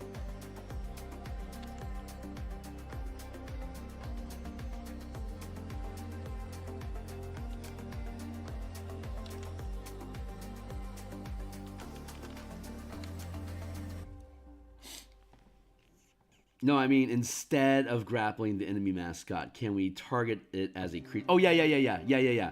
Because as a bard, I might not succeed on the save to grapple their ball. I know I might not succeed on the save to grapple their ball. So if you attempt, I see what you're saying. Because they're holding the ball as a grapple and they can carry it, you want to shove the ball so you knock it out of their hands. Yes, that would work. So you don't want to necessarily snatch the ball from them. You want to knock it out of their hands, but that'll cause the ball to bounce and roll to wherever it goes. Yes, you can absolutely do that. I get it now. Yes, that absolutely works.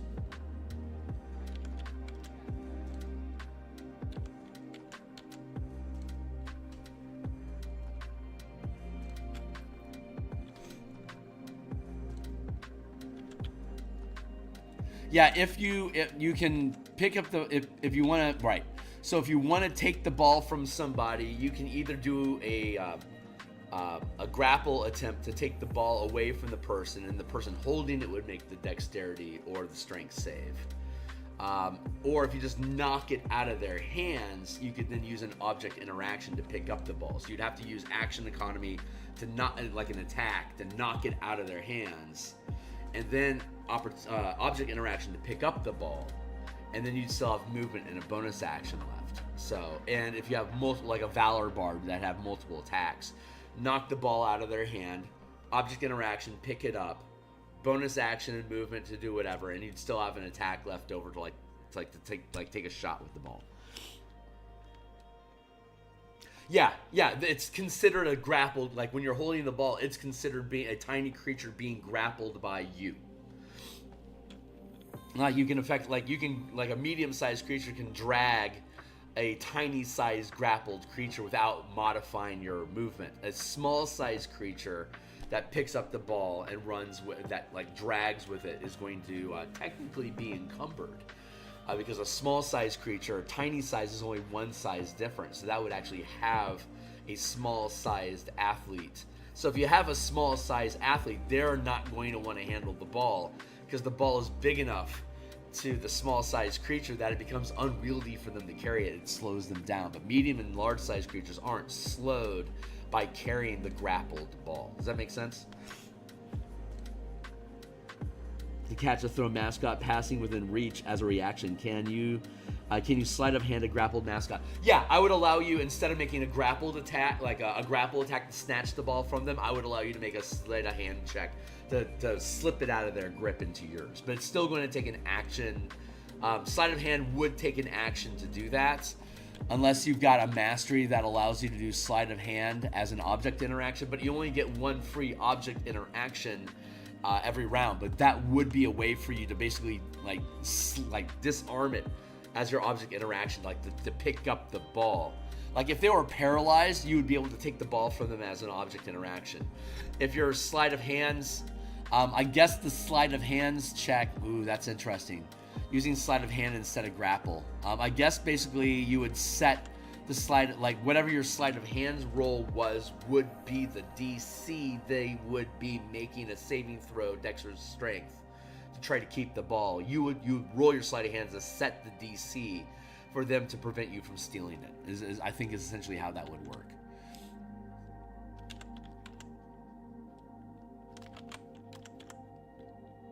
What happened?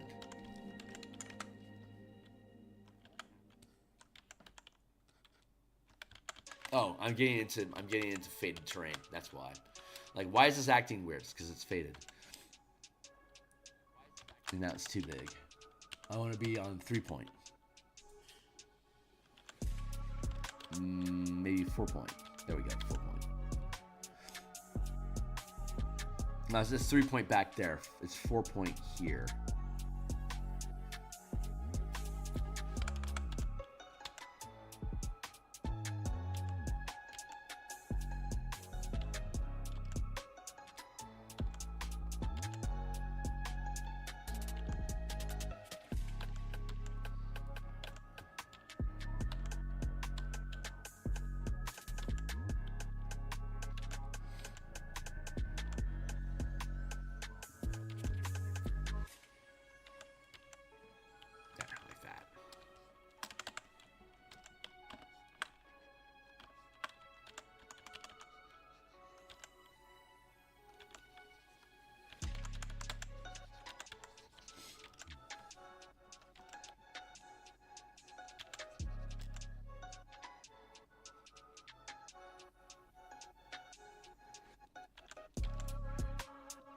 Let's go off screens, who cares?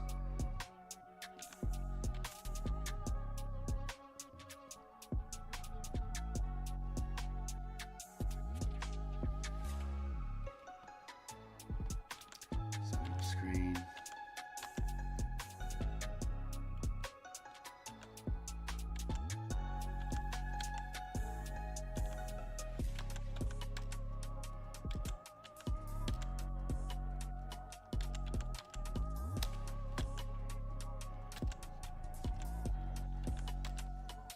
Tree here, but won't really see it come through. We'll build down to here. Why not?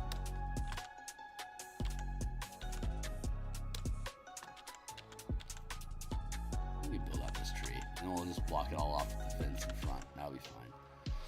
There, like that. Tree goes like that. And here. Oh, this was a rough start, man. This is the first illustration that we did, and this one was a bear today. Hopefully, this is going to be the most difficult one. God's grace. This will have been the most difficult one. I can't afford to do 20 color illustrations. That's just gonna kill me. It's not what I was signing up for with these vignette pieces.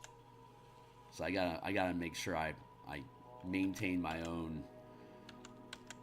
Me, the art director, is pushing for higher quality work, and me as the artist is like, that's psychotic. No. So even when I'm my own art director, I have to stand up for myself. It's crazy.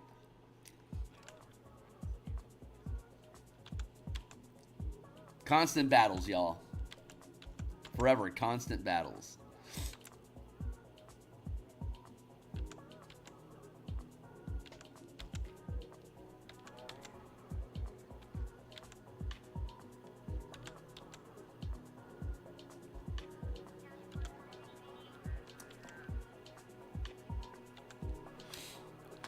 That feels pretty good.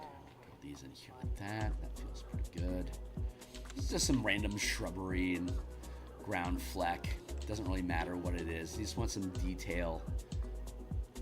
Make it look interesting. And we'll block it all off with the fence posts. That'll look really nice.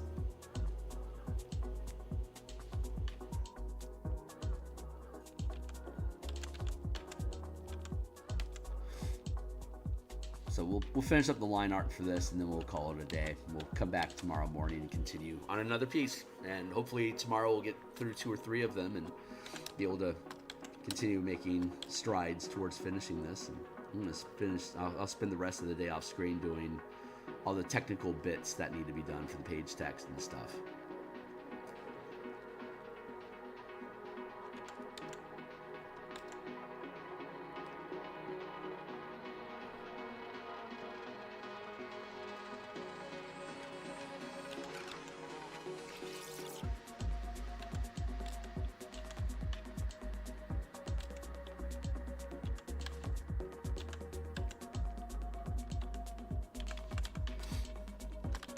far so good, so what, you know?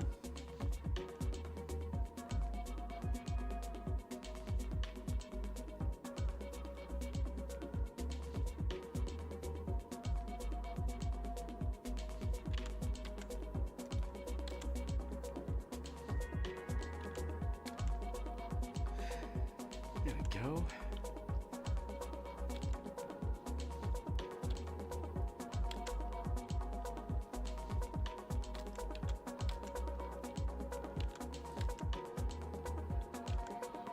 I do like that stump.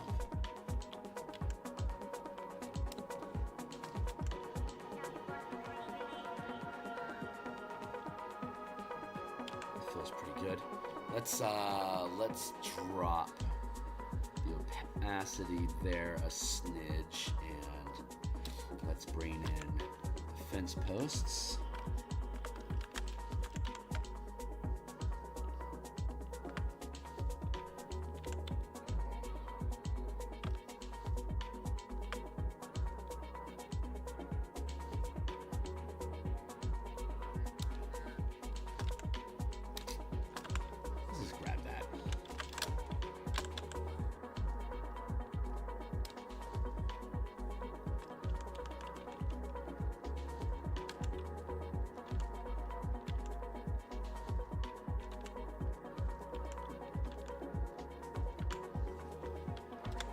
Paste here.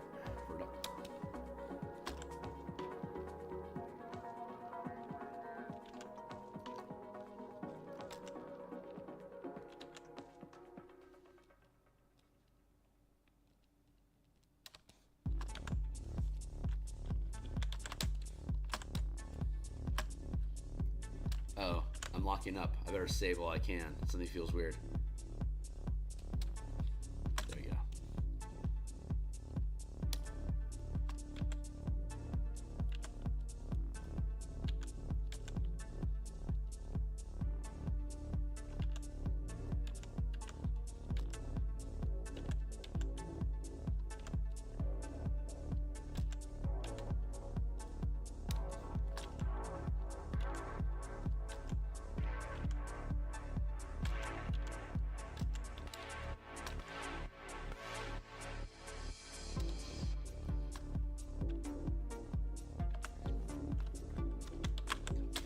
Bring that over, shrink that down.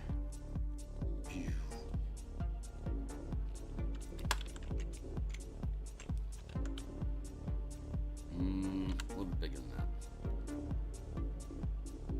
That. There we go.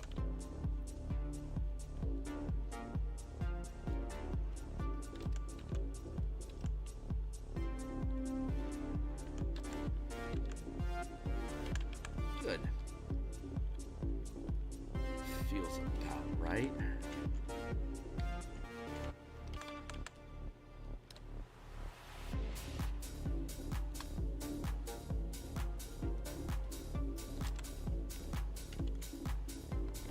Maybe it's a little bit bigger.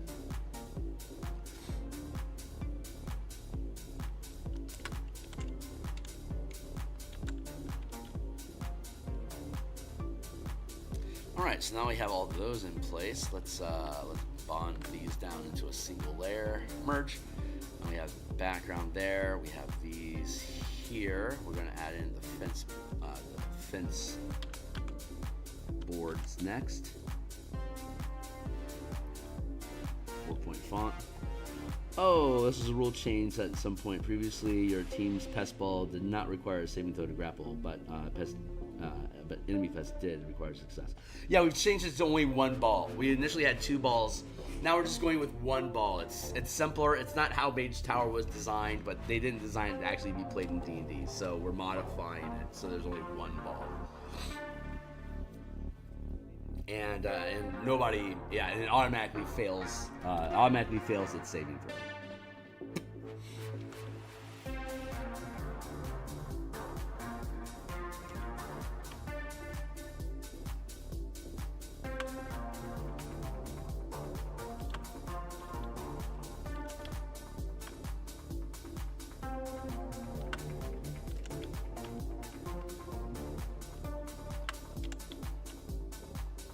post.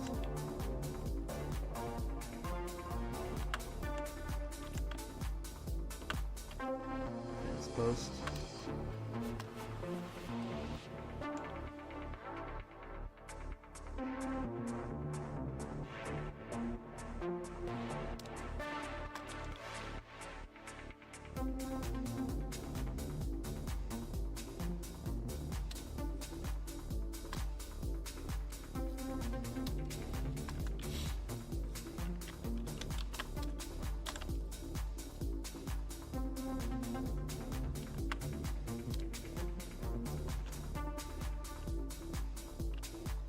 I see text. Give me a hot second.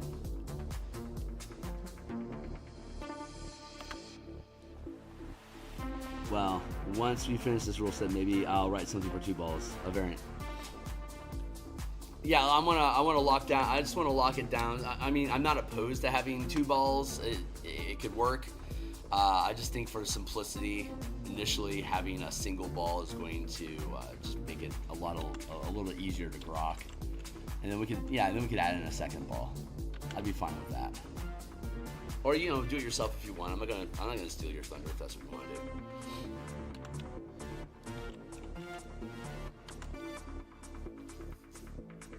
Oh yeah, that's too long. That is way too long. It's there,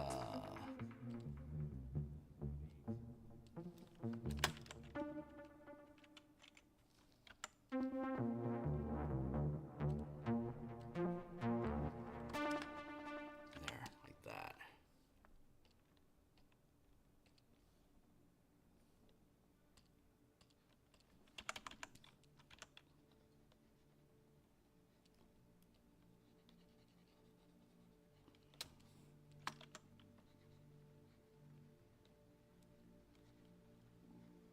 Yeah, we'll get 1 ball working, and then we can play with 2 balls, see how that works.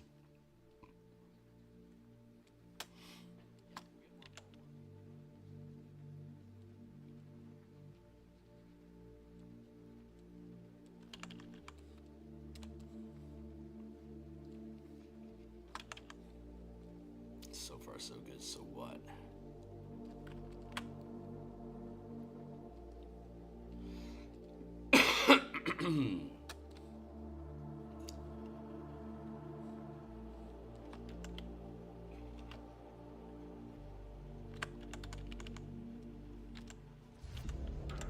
Wow. I love this music. It's so good.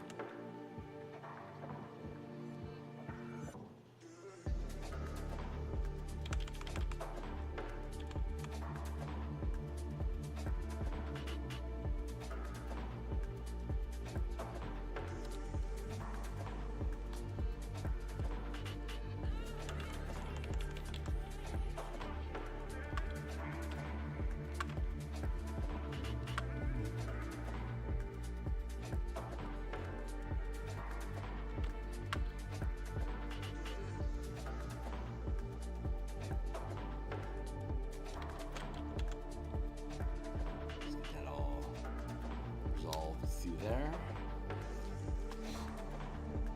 Like the idea of throwing your ball as a disarming strike to stop an enemy who was being guarded their own ball. Oh, that.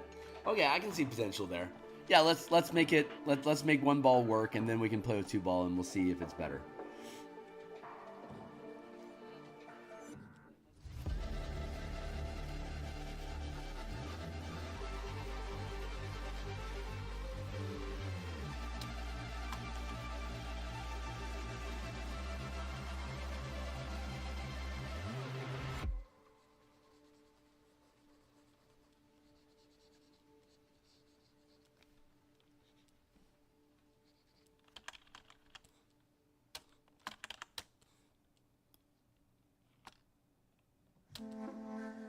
So far, so good. So what?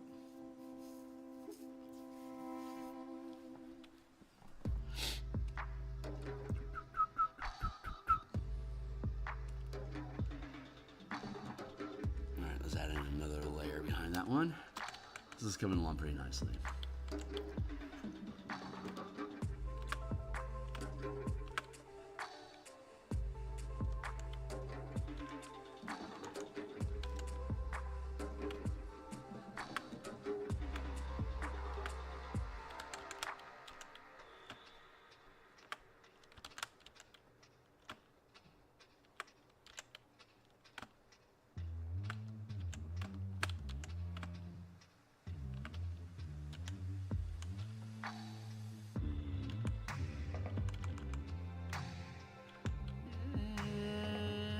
Bring that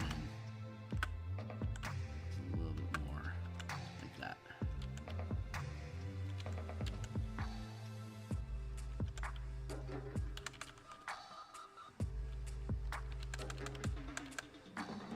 Actually,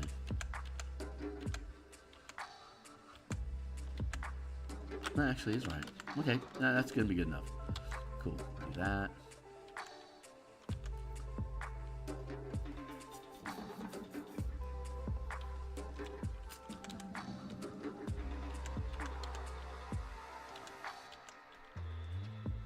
Ground grit here. Let's work that into the canvas. There we go. Too critical. Maybe up the size just a smidge.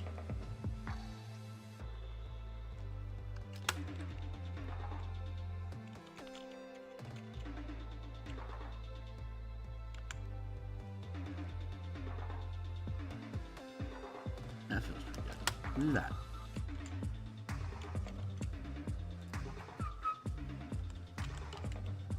There, and then we take the rest of this back here, and we can expand on it in some way. Let's get that reference out of there. That'll probably help a lot. Not so much.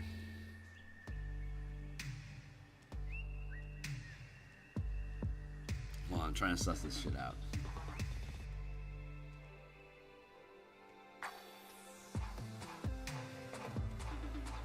No. Yeah.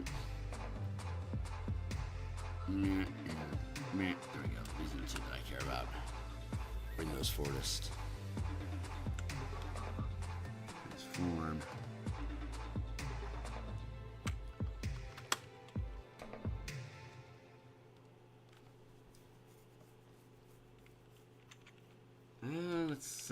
Let's do something like that.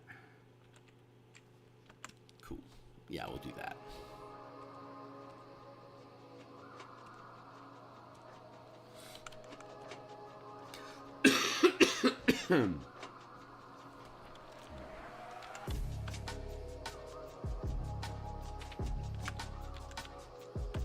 All right, let's see if we can make this stick.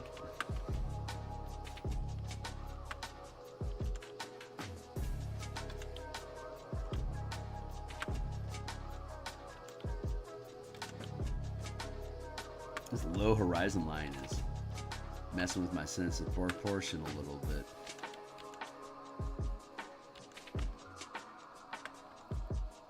I think I'll be okay.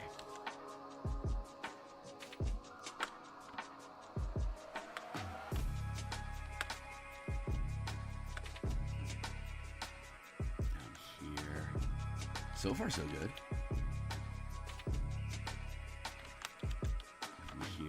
Here, it goes to, nope, that's wrong. To here, to here, to here, that's good. Then up here, then here, to here, to here, to here, that's good. Back there, that's good. That is being mostly blocked by the upfront fence. I like that.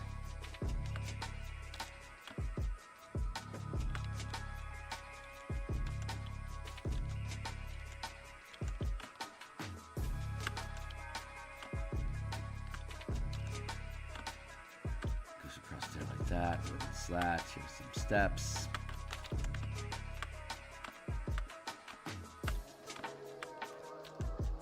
There you go. Steps. We know him. We love him.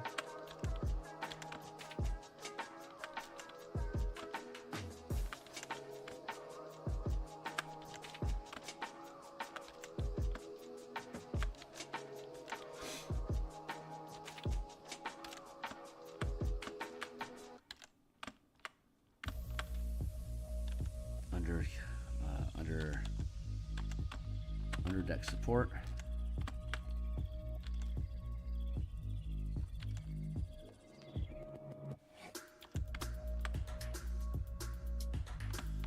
Under deck support there as well.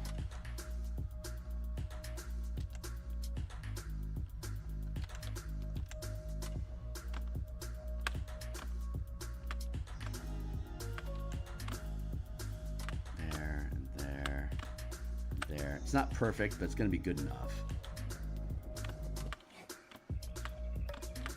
Don't need any of that inside there. Don't need any of that in there. That's good. And so far, so good.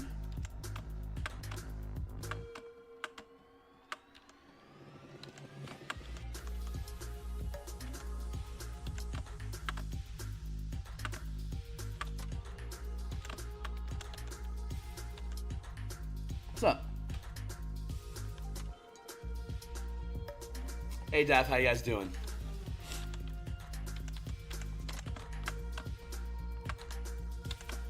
Yeah, just doing a little vignette piece here of the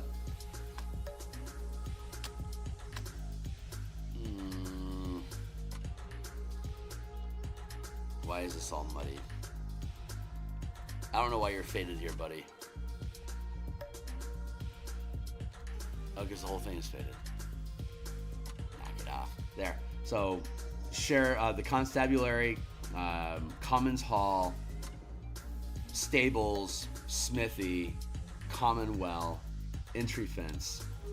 So that's the perspective we have to share. The constabulary, commons hall, stable, smithy, and you won't be able to see the well that is positioned here. So just a light illustration that we're trying to drop in to help just basically help balance the piece a little bit better, because this is where a large little block of emptiness is at, right? That's too large of a space. It looks empty.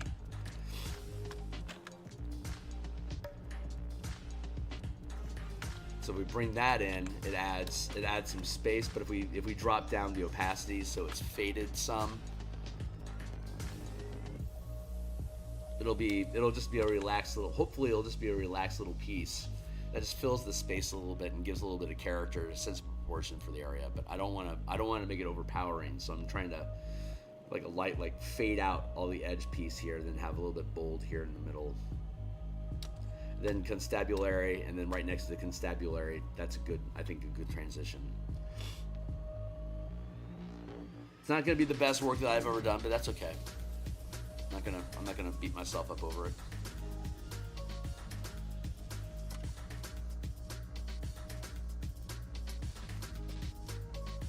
And I'm really trying to minimize the amount of color that I do. I'd like it ultimately just to be line art, but I don't know if I'm going to allow myself just to do that. So I'm bracing myself to pull back on the amount of color work that I want to do. Because if I do color and all these little vignette things, I'm just going to absolutely fucking murder myself. It'll take forever. Doorway in here.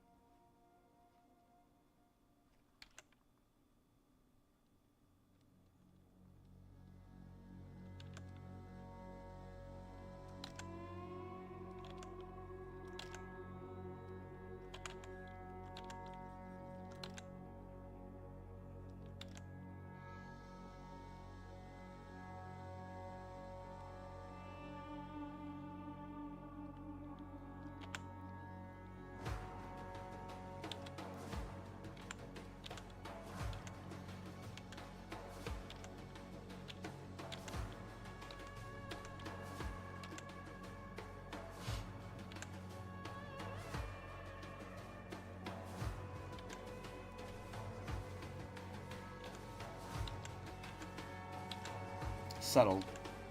Not really important.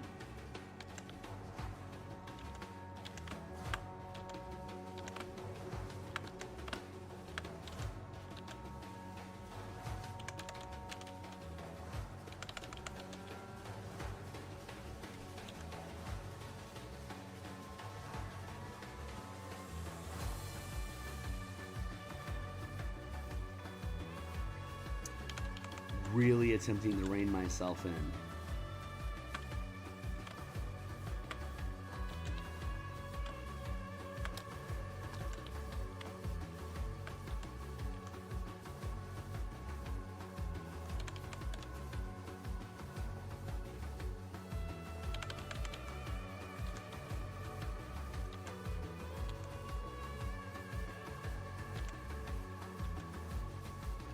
Top of that out.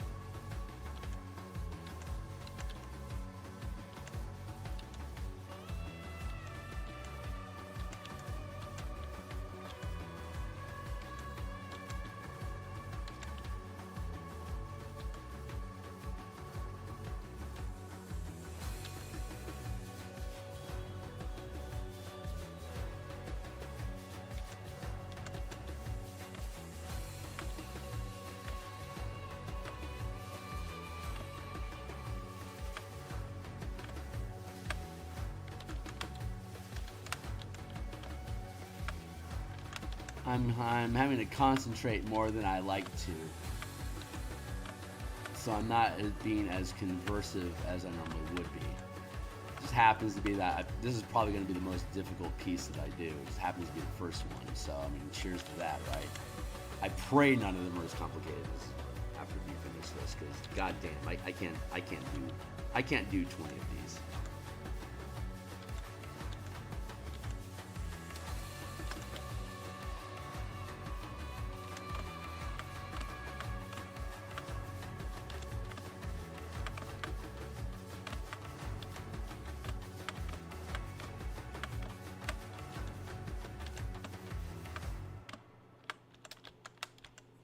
This is a window for the jail.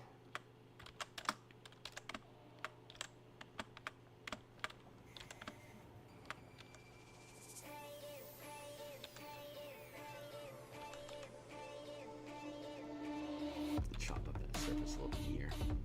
Grass and shit.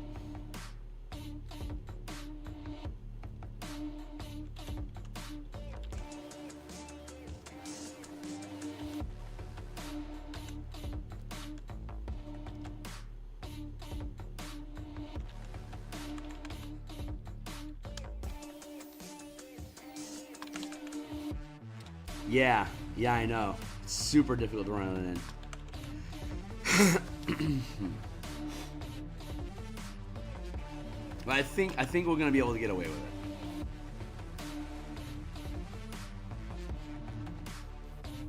I'm gonna leave that be for now, and now let's work on that.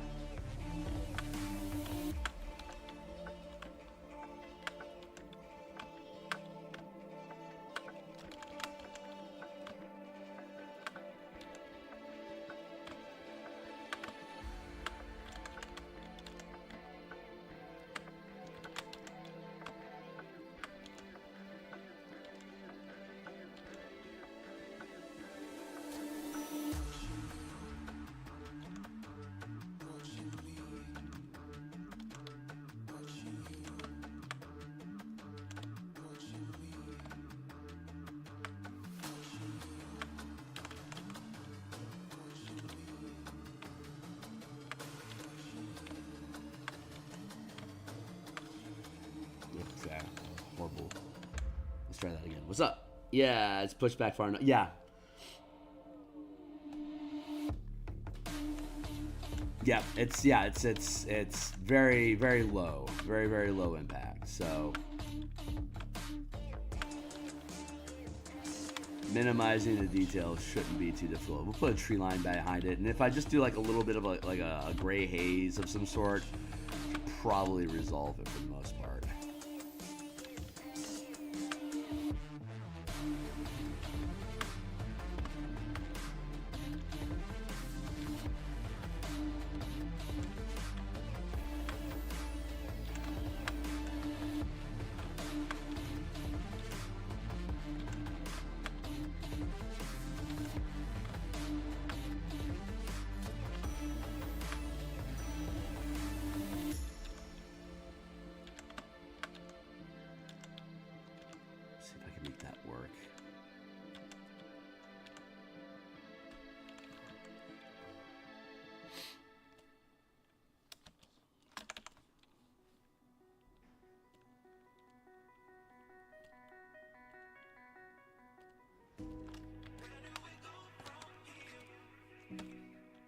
Okay, click. Thank you.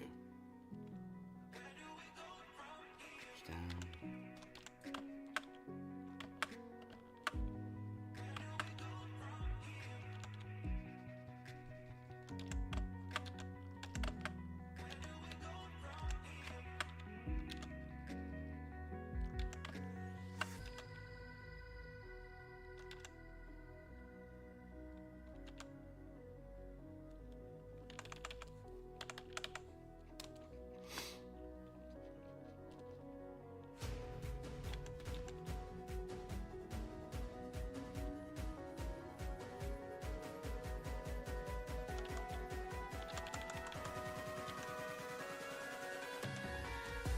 See if I can get away with this.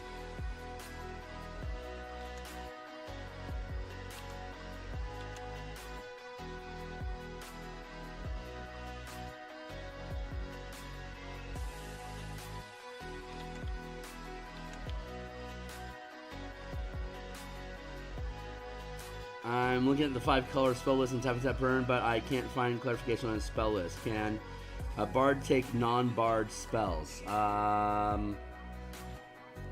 No, not until 10th level.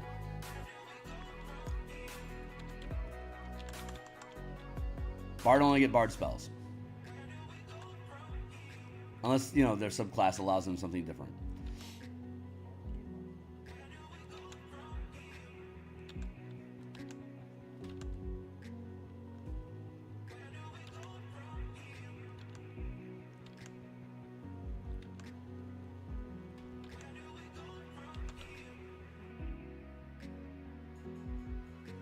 You can prepare a spell twice. If you do, you can cast it with mana of any color.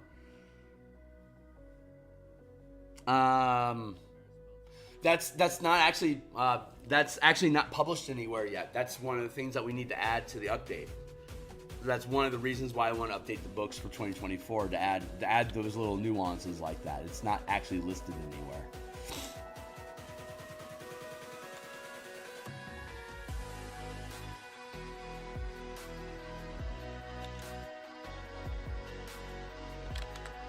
Yeah. Problem, huh?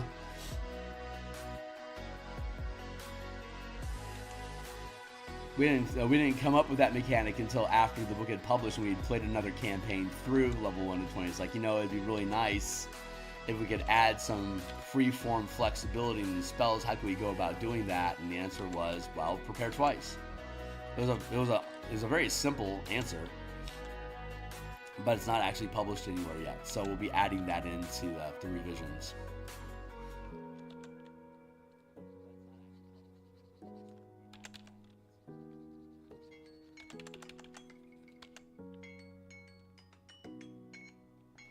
Thank you, Tiny Timer.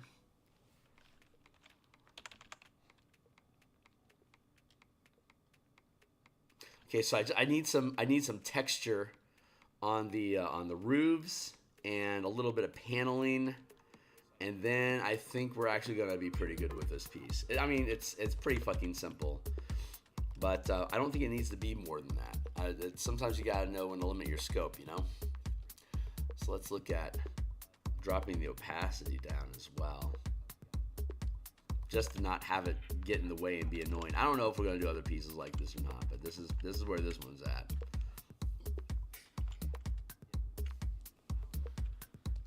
Yeah, let's take the opacity back to full. We're going to take it down to 2 pixels.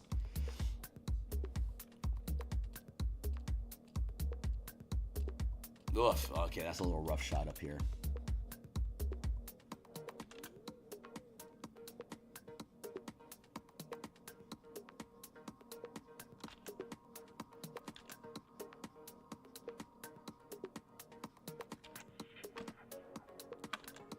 Kind of furious at myself putting this all on the same layer, but it is what it is.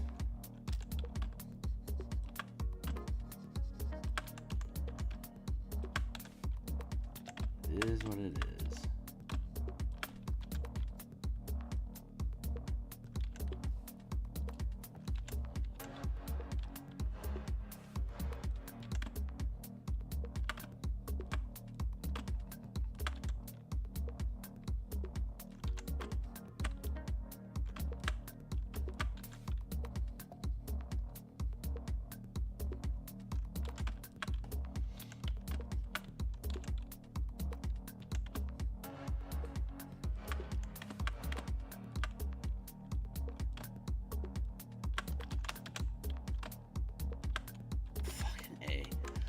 not want to do stonework for this.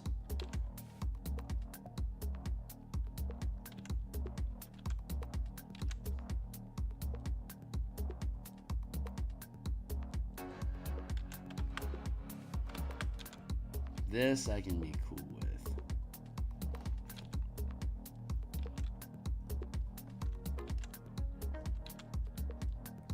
Let's go to here and let's break up that rock a little bit in here like that.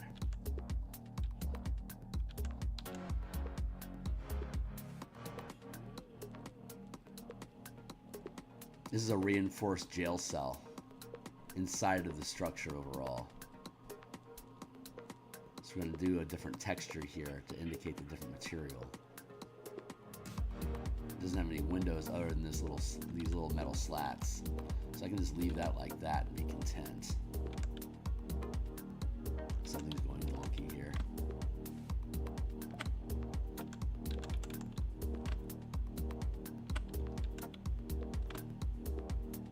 There we go.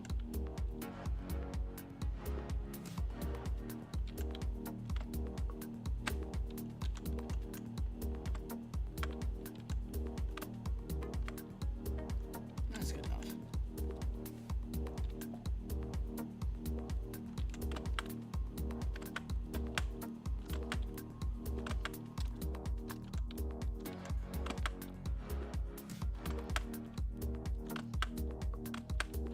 Something like that.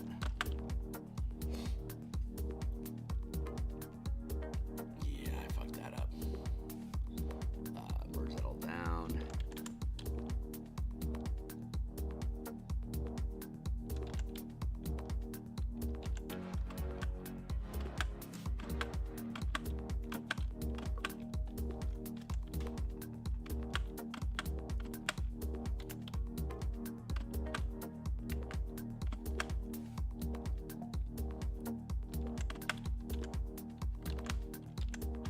That. Okay, this is feeling pretty good. Let's just tag this with an eraser a little bit just to hem out these slats, just to drop them down so they don't feel so structural.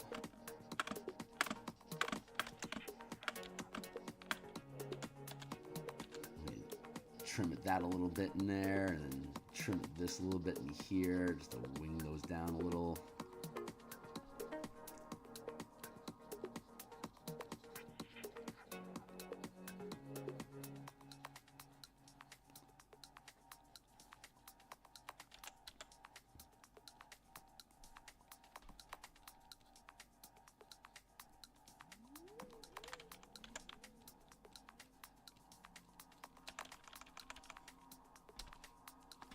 There, that's enough detail on those walls. Now we got to figure out the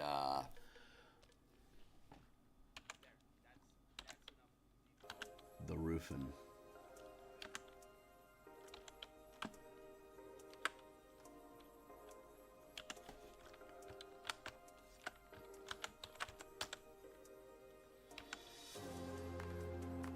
Oh boy.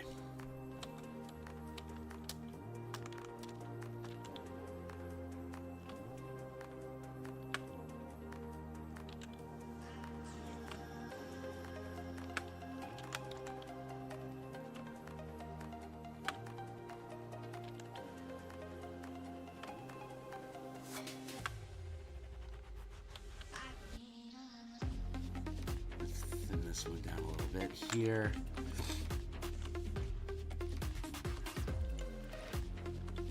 Copy, paste.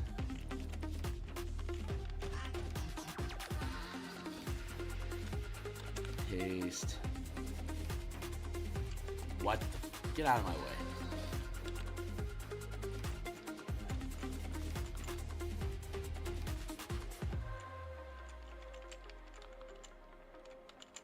Oh my god, I'm getting fed up with this. I don't mind saying it. I am not. Oh my god. Big fuck. Undo, undo, undo.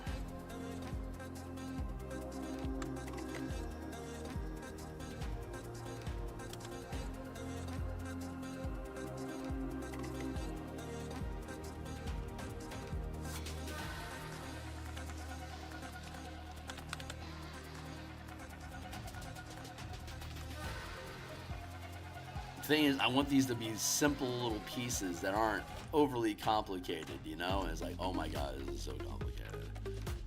I pray this is...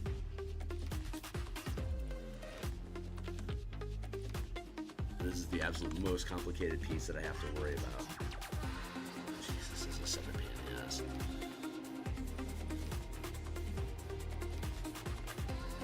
Merge those down and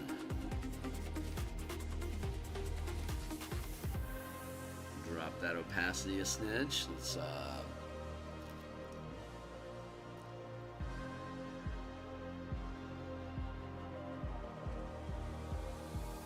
go to the next.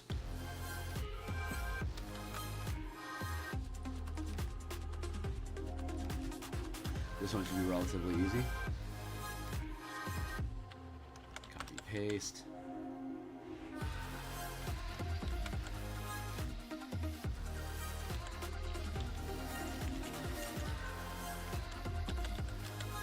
Oh boy. I mean, hey, this is what we asked for, right? This is what I wanted to do. I could have decided that this village idea isn't any good. We should do something different. But I didn't have an illustration of the village, just the map. So this felt like, you know, this is a really good piece to put in. This angle is, I need to shift my perspective so that this becomes properly aligned. But I'm just going to lay down all these lines first. And then we'll stack them together properly.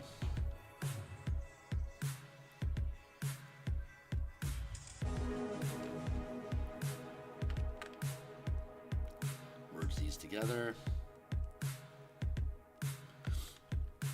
Now we can free transform and perspective.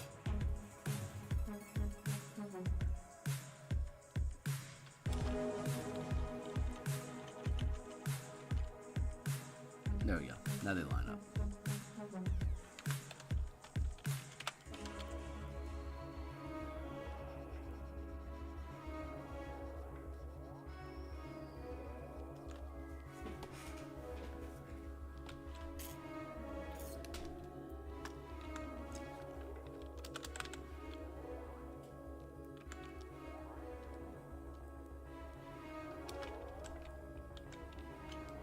Gank.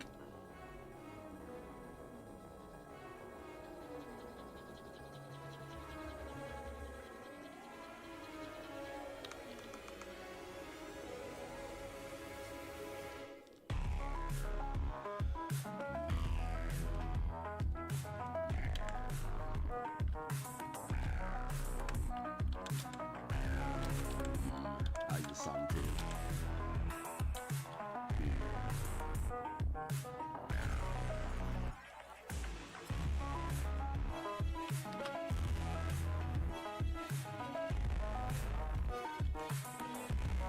I mean, yeah, while we're here, why not?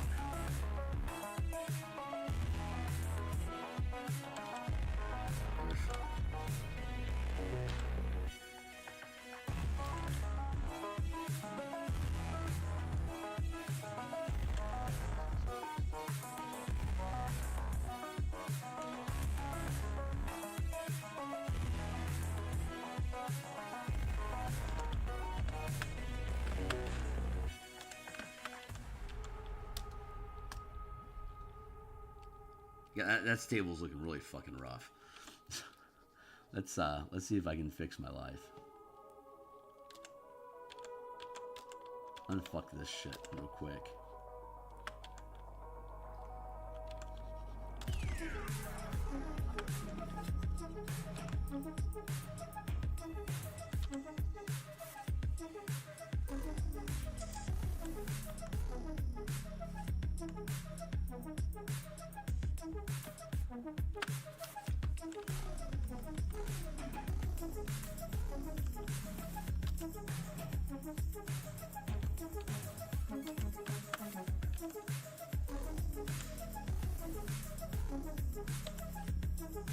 That makes that smaller.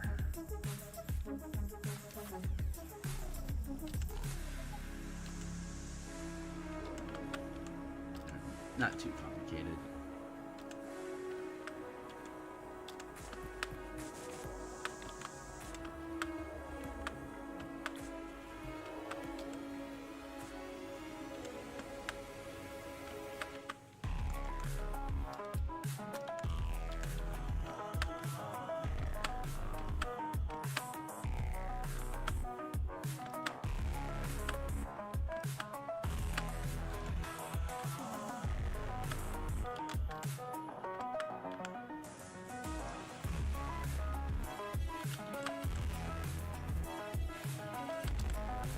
1, 2. That should be good.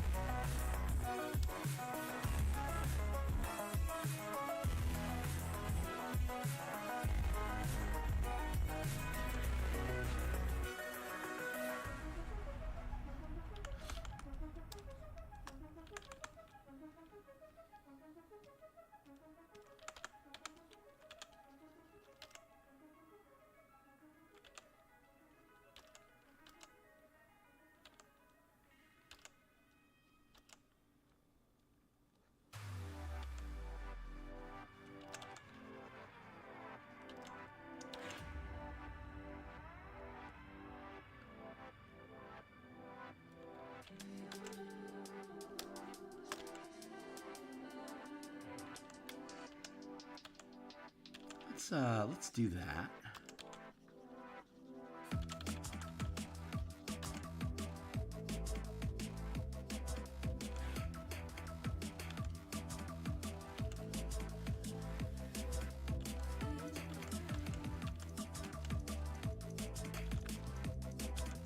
You don't have to worry about that. We'll just leave that blank. That's not bad. Detail here on this tree here, just to get him squared up.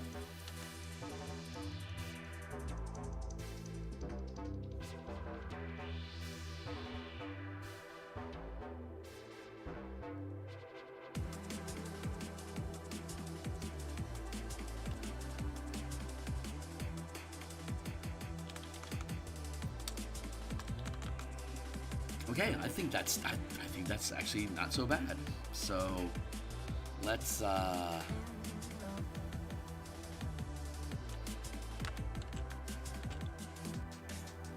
that all in. We're going to do a secondary layer mask here. Just a whitewash, basically.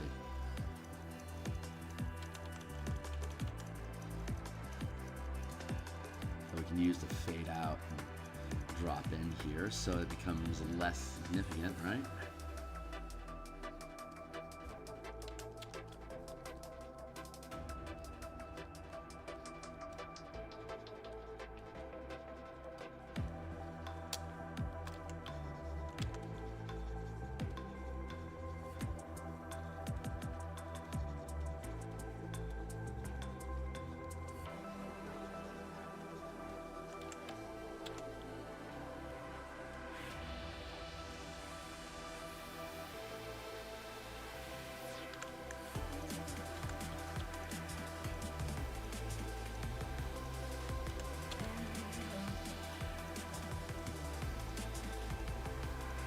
Yeah, this one took a lot more out of me than I thought I was going to need. And it's 10:30, not bad. So we've been at this for 3.5 hours, but I like it.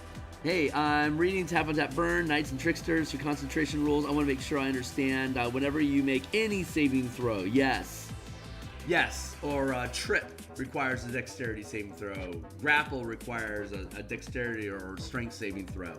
If you watch the stream last night, we went through like all the cantrips that require require saving throws, and basically there's a cantrip for every stat except for charisma. But yeah, grease absolutely counts. Greasing somebody, dexterity save, it can blow their concentration. Absolutely. Throwing a javelin at somebody and hitting them with the topple mastery, that's going to break their concentration. Hitting them with Toll the Dead is going to be a wisdom saving throw. That's going to test their concentration. Yep, it's brutal on purpose because mana gives... The real power in spell points isn't necessarily the instantaneous, like the instant flash bane spell effects. It's the concentration stuff, the polymorph, the haste, the hold person, the charm monster, all these concentration based spells by forcing you to shit test your concentration every time you make a saving throw, makes it risky for you to try to maintain spells and makes you a target. Because your concentration is so fragile, all I gotta do is find your weakest stat and then just mash on that, and I can probably get you to blow your concentration. So that becomes a nice little challenge for the full casters with their godlike power, that you can wield your godlike power, but you better make sure that you're not being easily targeted by bullshit effects that are going to shit test you constantly. Otherwise, you're going to burn through your mana pool. You're going to have to burn down your mana pool and eat up action economy having to cast these spells again because some asshole keeps dinking you with a chill touch or a topple or a great, whatever, blah blah blah. Grease in this instance. Grease is a great option, by the way. Good call. That'll make it difficult for people to approach the scoring goals.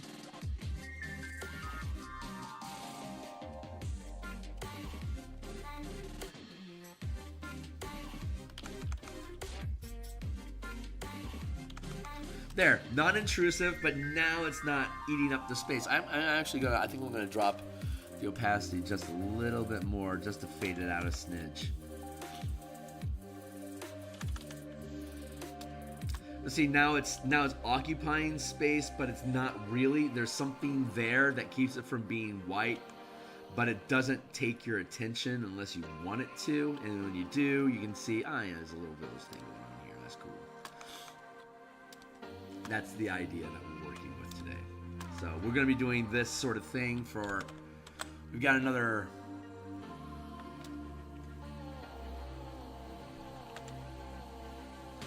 what? 1, 2, 3, 4, 5, 6, 7, 8, 9, 10, 11, 12, 13, 14, 15, 16, 17, 18, 19, 20, 21, 22, 23, 24, 25, 26. So we got another 26 of these things that we can get fill in. No, right, exactly. No, you can't.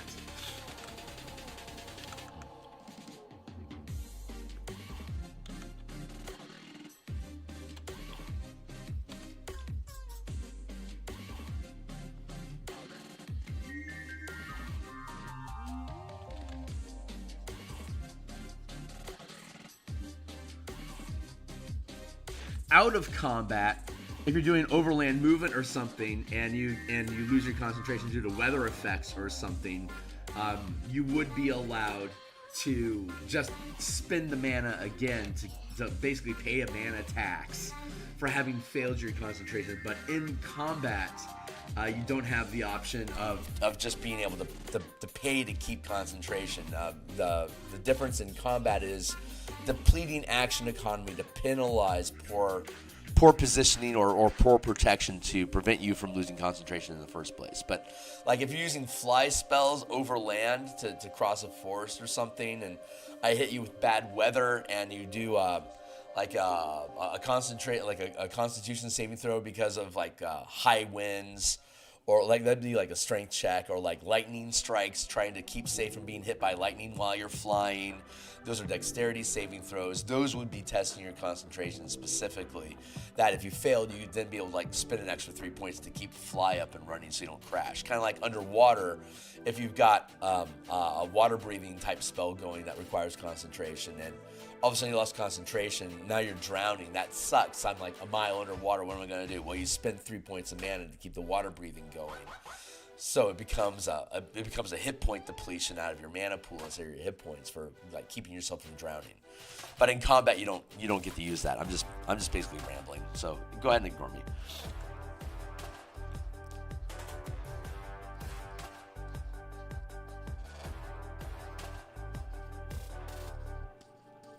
There we go. I think I'm pretty happy with that.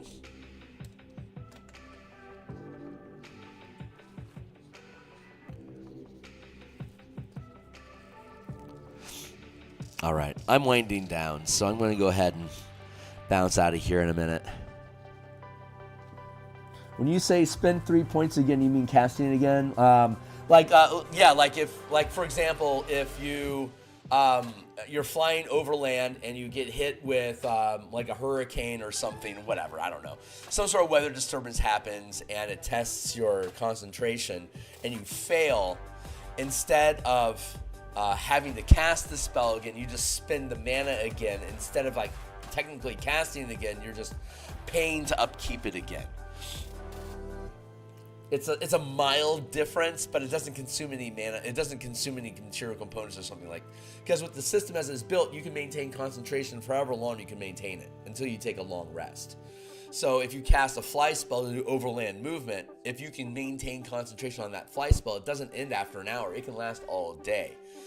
But because the spell was designed to end after 1 hour, you're generally going to want to do some sort of a shit test to check their concentration every hour or so, depending on conditions.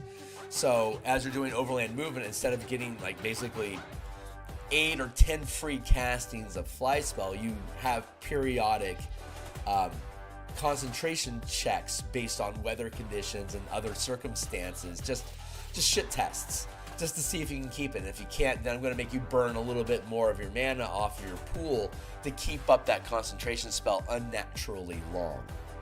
Yeah. Exactly. See, it all actually curves together really nicely.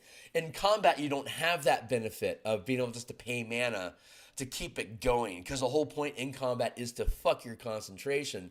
So you have to waste more mana and action economy to get your character back to where they were a minute ago, because there's so little in the base 5e game that really causes you to risk your concentration. But like if I have Spirit Guardians up and running, and I'm shredding everyone around me for 5d8 points of damage every time they step into my space, you bet like hell I'm going to have a whole bunch of people that are lobbing stones at you to try to hit you in the head to give you like addle, intelligence saving throw, or you what is it? What is addle offhand? It's addle is lose opportunity attack. So like you make I think it's an intelligence saving throw, or you lose your opportunity attack. Well, it's there mostly for a cleric with Spirit Guardian isn't going to be making many opportunity attacks, but an intelligence saving throw, clerics dump stat intelligence a lot. That could completely fuck over your cleric having that 5th level Spirit Guardian up. As soon as that goes up, your back, your little weebly fighter, like your little weebly goblins are starting to throw shit at you just to force you to have to make a concentration check, because they know if they can distract you, you'll drop that spell, and now they can attack you. So now your cleric has to be careful. Like, am I going to be taking hits and lose this spell before it actually does anything effective? Maybe this isn't the best spell for me to use. So shredding people with Spirit Guardians becomes unreliable, and you can use it circumstantially when you can build a scenario where you can out-strategize the enemy and make use of that. But since you have spell points, you can cast it over and over again. So like maybe all you need to do is pop it for 1 round, or like half of a round, just to hit a couple people. And if you lose concentration, that's fine. I'm going to move over to another position where I can get different type of cover, and while my allies are covering that guy to keep them from harassing me again, I can move over and I can pop that spell again. Because I have so much mana in my mana pool from spell points, I can afford to pop off concentration effects that might not last more than a round or two and be okay with it. That becomes part of the meta strategy into the games.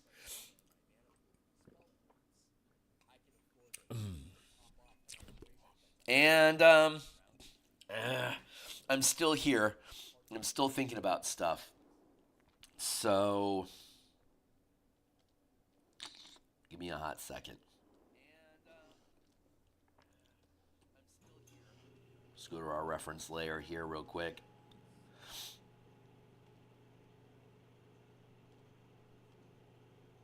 I need to here.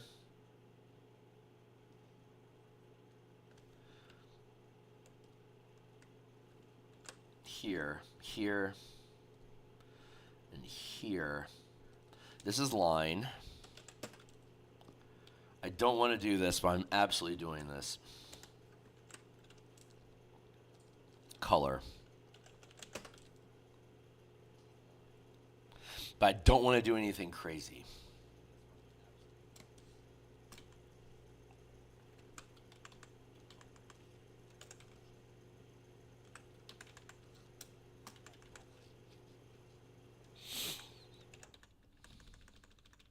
Oh, I ran out of music. That's how long I've been streaming.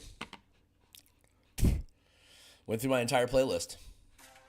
Well, I am on vacation, and I don't have any time limits other than those that I set for myself.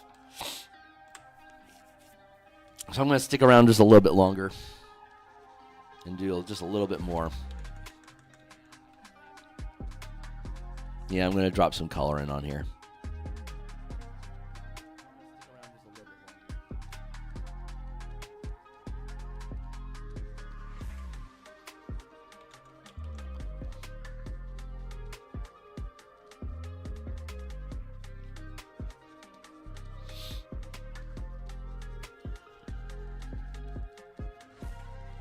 We'll see how it goes. I can always get rid of the color if I want to, but I just want to do just some like light dusting, you know.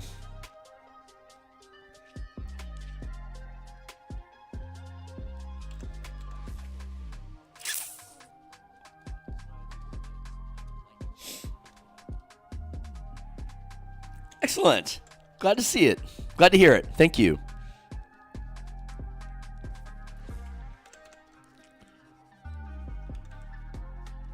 Yeah, it's supposed to have that rustic home feel good feeling, you know?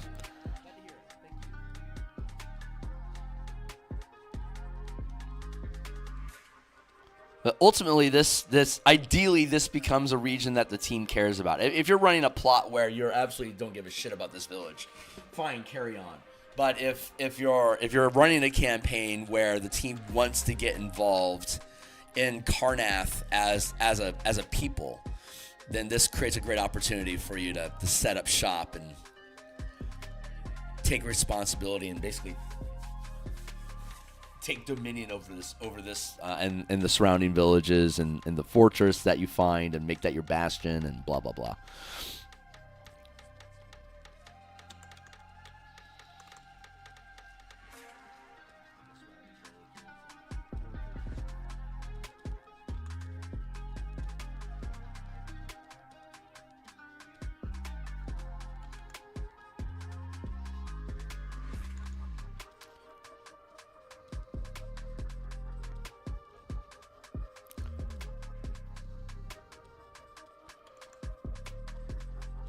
I don't want to overdo this, but I just feel like it's just being white, just being line art like that just didn't feel quite right. So I want to do some sort of coloring, but I don't want it to be nearly as intense as anything else. Just like color sketching, as it were, just a little wash, you know, if that makes any sense. There.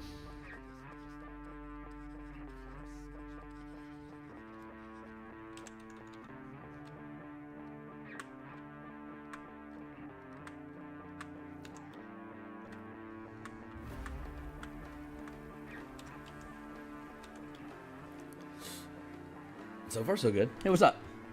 All right, I have a tricky one. Blindness, deafness gives you a save at the end of each turn to end the effect. The caster doesn't require concentration, but if you cast it on the spellcaster, each fail. No. Well, once you make the saving throw once, you're done. And also, like with Fireball, you make a saving throw, and the damage that you take from the saving throw from the Fireball, you don't also make another saving throw. Once you save for a spell, you're done with it. It's every new effect that gets introduced that requires a saving throw that will test your concentration. Good question. Definitely worth clarifying.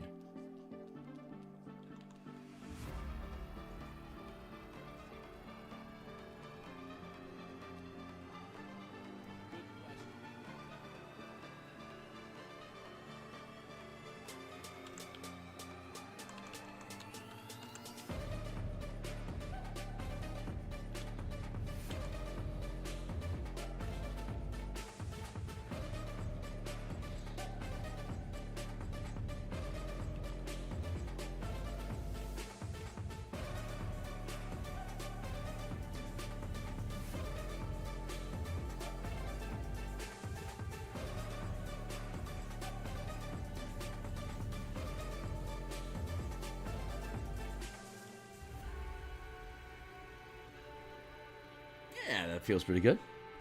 Which means multi-turn effects, which also cause damage, are a killer against concentration. Will break the even though nothing changes, but they are staying blind.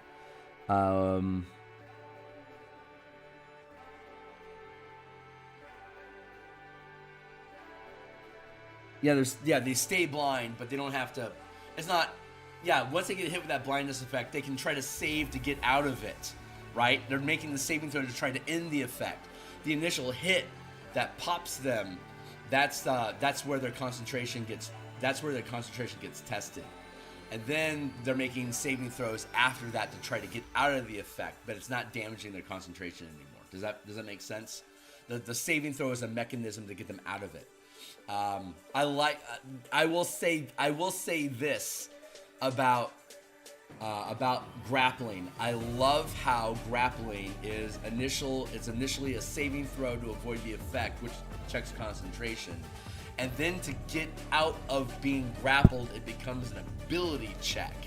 And I like that frame and structure better, that in future, like if you get hit with banishment, for example, and you're making a charisma saving throw to prevent being banished, but then at the end of each of your turns, when you try to come back from being banished, I think it would be great if that had become a charisma check against the DC instead of a saving throw. So, I mean, maybe it's a subtle thing, but that would have created more language for us to give more reasons to give bonuses on ability checks in general.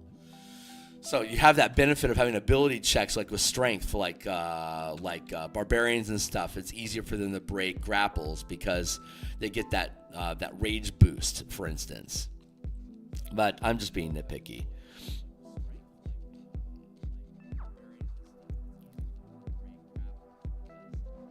But damage is an ongoing effect, and they do have to, because damage is a new condition they're being hit with every time they're taking damage. So, like for example, ensnaring strike, or rather, the ensnaring, like the ensnaring shot. When you hit, like as written, when you hit with somebody with an ensnaring shot, they make a dexterity saving throw. If they fail, they're snared. They can then make, that's an ability check to end each round, but every round that they stay snared, they'll take D8 damage. So that's going to be an ongoing shit test check every round, because they're going to take damage over and over again. Same thing with the burning condition. When you catch fire and you're burning, it's only D4 points of damage. Who cares?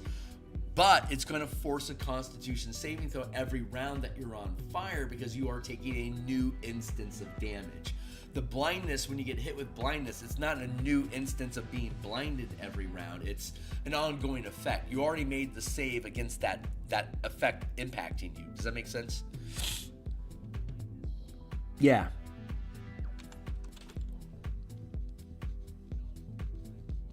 It's a little nuanced.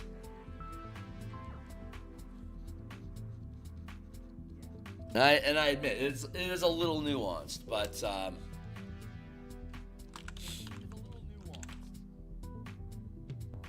once you get the swing of it, it's a good way. It's a good way to constantly be testing the power of the most, the god tier characters in the game. See how we have this wood color here, and then it switches to stone around the prison cell.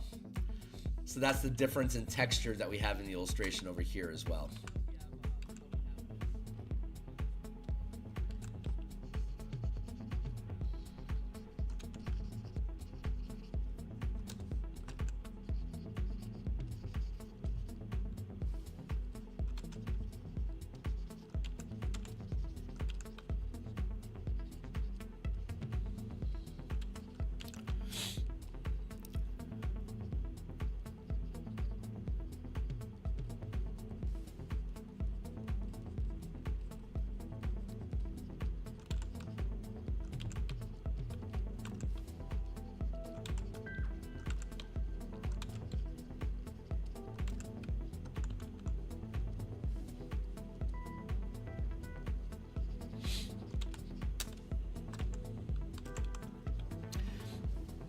Yeah, those concentration mechanics are a little bit more complicated, but again, the upside of it is that you can maintain concentration on multiple spells. So it's just, are you willing to risk the saving throws that you need? Like, you know, it stacks up. I mean, literally, it stacks up on you. So it becomes more and more. It becomes more and more. The higher level spells it is that you're concentrating on, the more likely it is that they're going to get dumped on you early.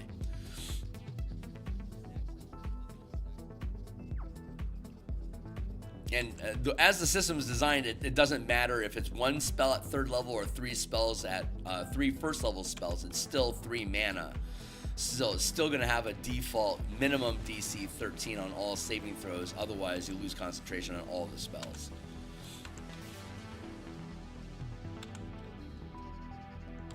It is a direct counter to how flexible and powerful spell pools are.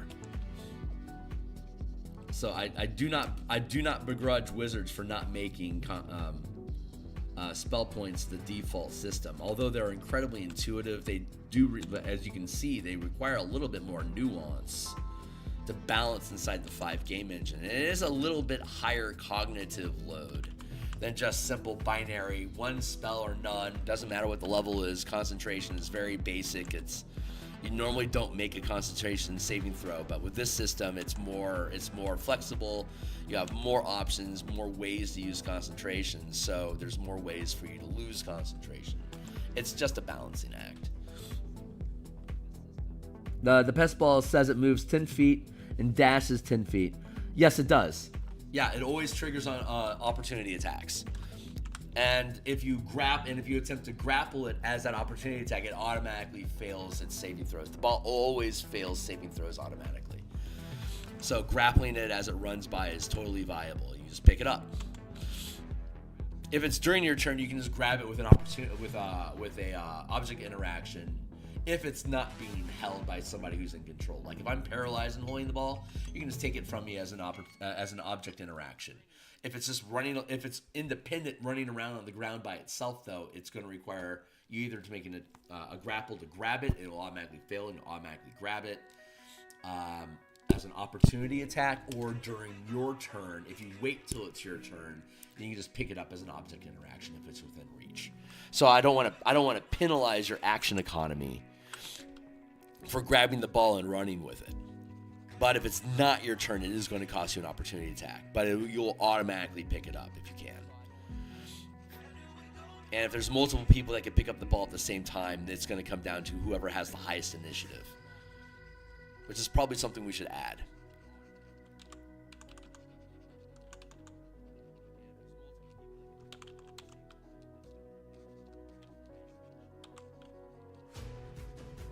I don't know if that's a default rule that people use in general at their tables or not, but it's a pretty good one. Let's grab our stone.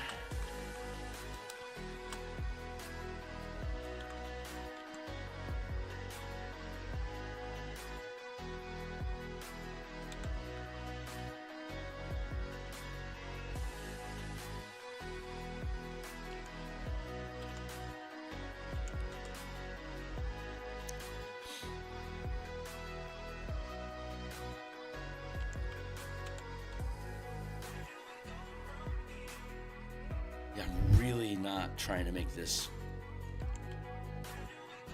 overly complicated. I'm desperately trying to keep this simple.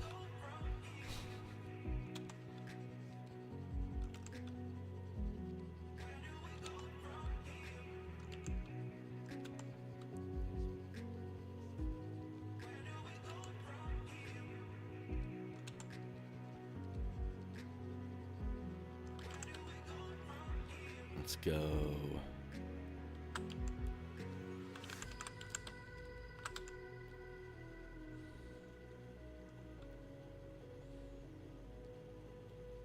Like that.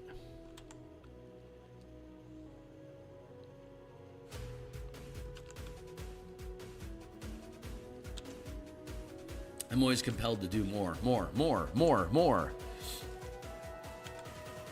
It's what it wants. It wants more. Like, dude, no.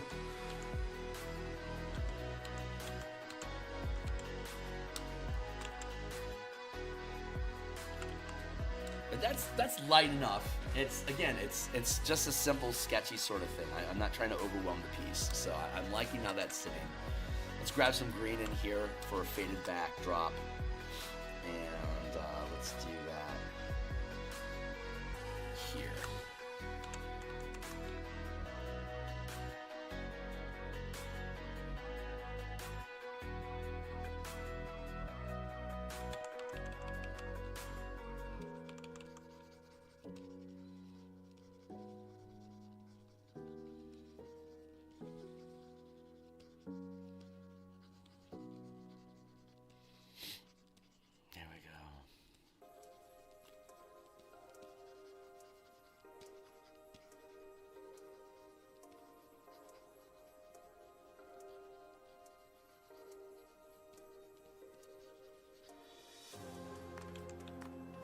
I need to do some more of these in the evenings on my own after we get all the other pieces done. Then we'll just be able to collapse our time frames and get them done. That'll be fine.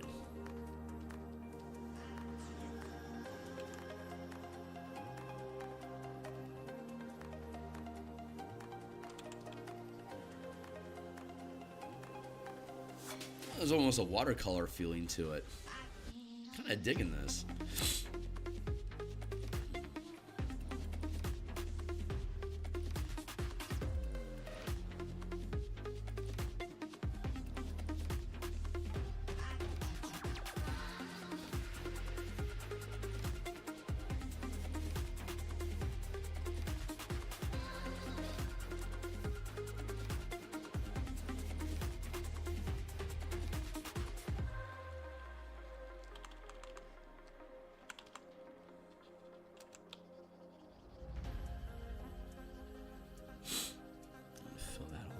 Too.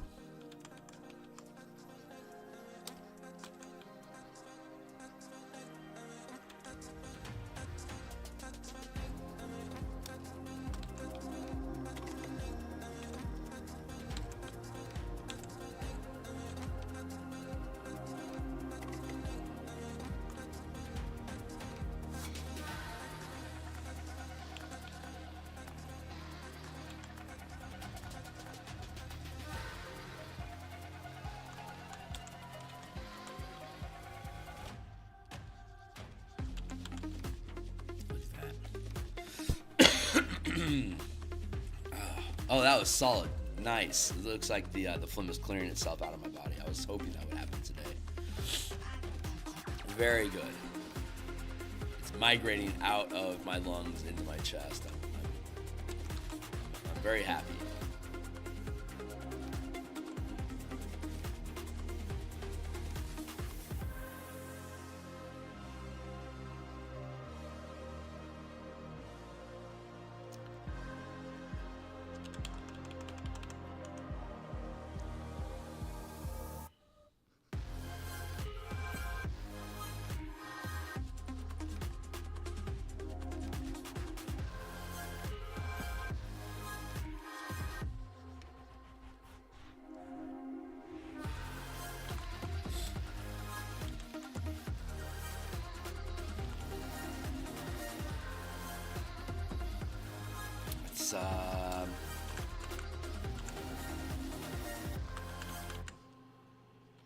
Win posts. So let's go with that.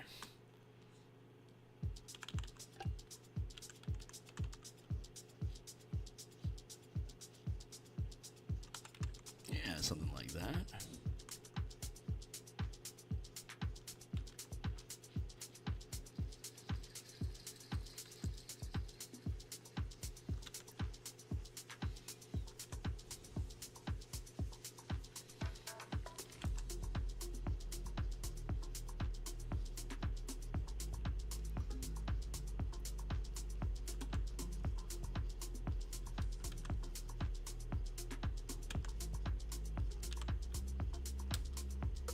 Don't think other pieces are going to need this much time. I bet some of them will, but I don't think all of them will.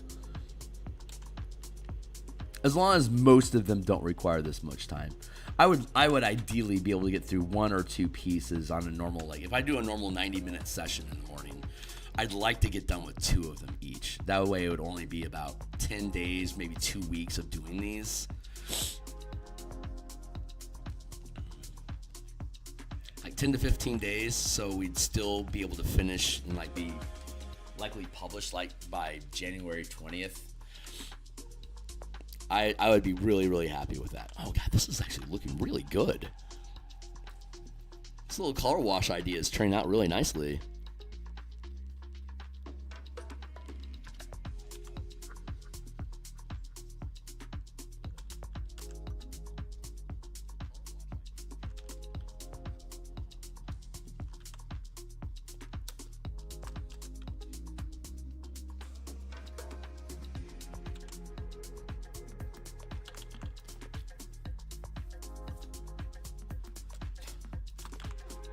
This is actually turning out to be really cool.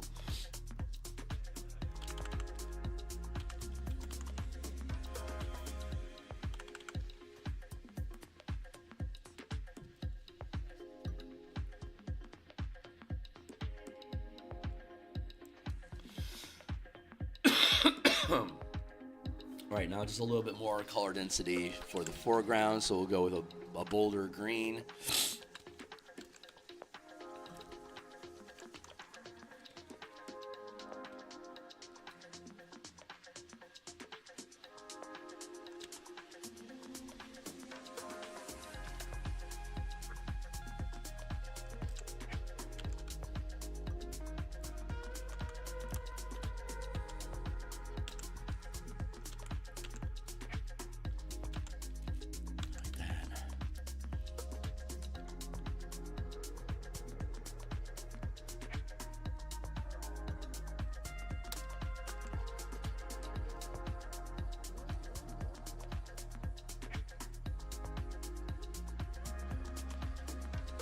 These should probably be more of a brown.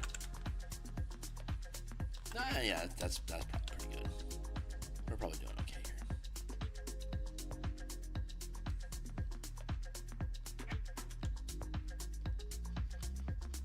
Smudge that all in.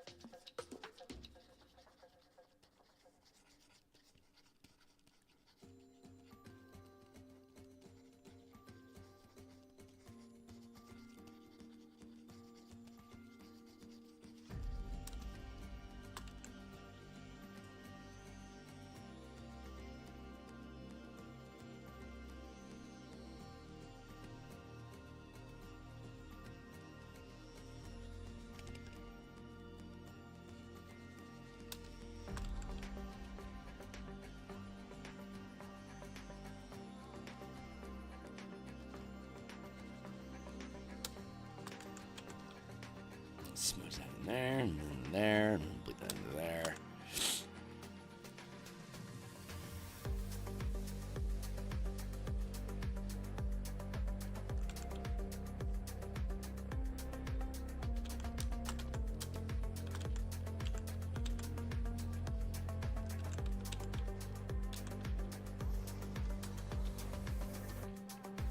And then let's get some of this. Nope, that needs to be a separate layer.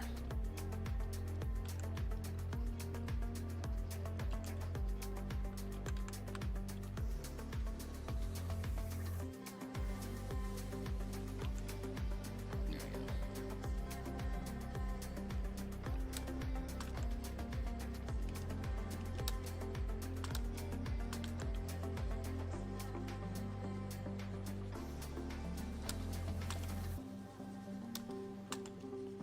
Just work that into the canvas. It's gonna be just fine. I've honestly been playing with the idea of this type of coloring for quite some time. I've just never had any kind of project that I thought warranted utilizing. I'm delighted to find that it's found its way into this particular project. That is absolutely thrilling me.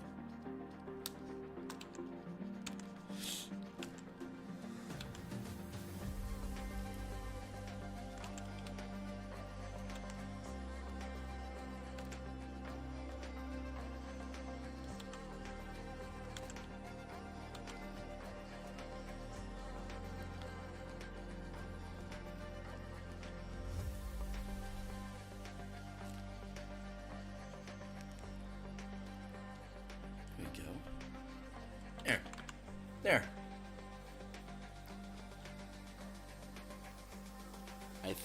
I think this is where that piece wanted to go. This needs a little bit of a touch. I see.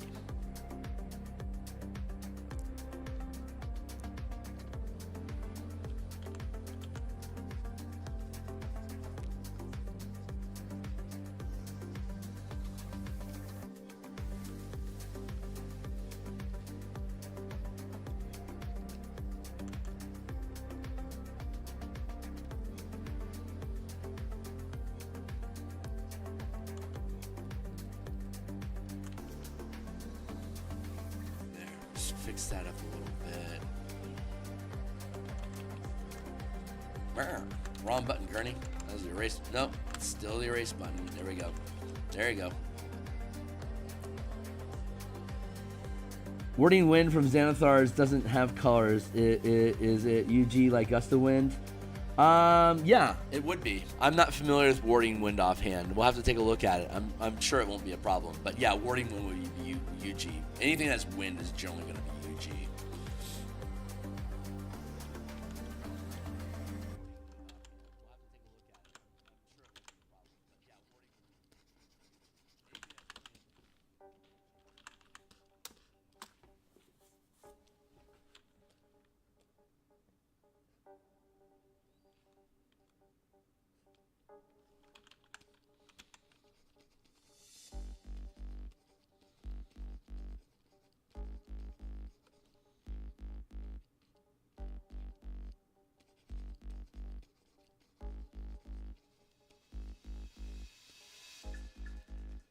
Yeah, the books that are the free samples of the free samples I have for the core mechanics and the revised color mana spell lists.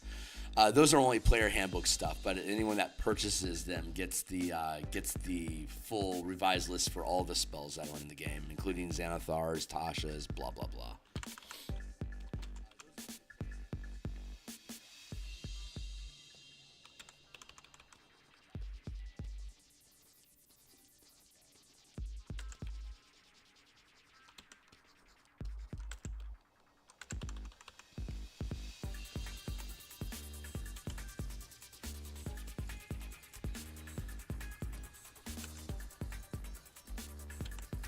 And we are crazy close to done at this point.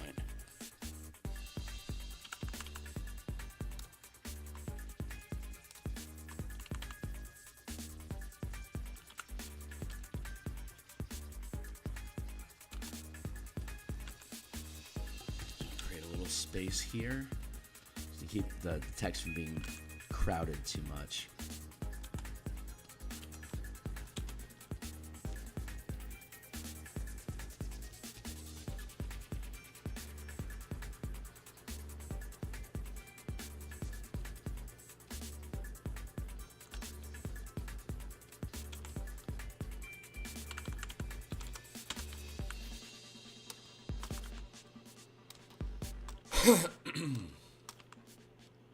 There, yeah. See, now the space is full, but it's not being overwhelmed. I'm really enjoying this. I think this is turning out very nicely. Let's see. Let's play with our opacity just a bit. Let's see about.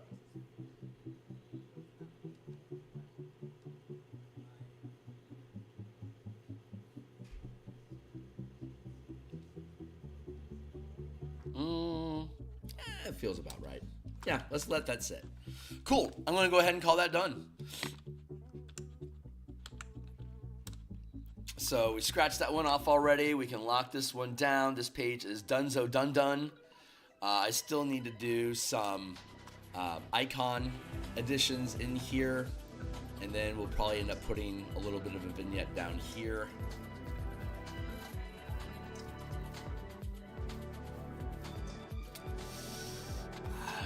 I don't know. I could put this one.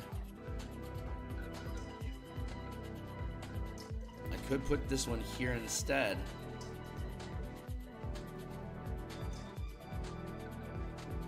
And then I would need to figure out what we want to do with this space instead. I don't know. Maybe we'll do another little cozy, just some rolling grassland or like some crops here, just like some real farm feeling sort of shit out here, and then drop in some icons over here. I like this. I think this has turned out great.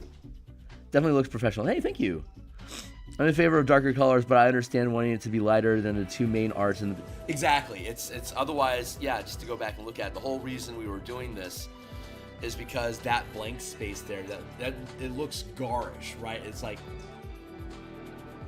there should be something there, but we don't want it to overwhelm the actual important points, so we add in a lighter vignette sort of piece that just kind of fades in.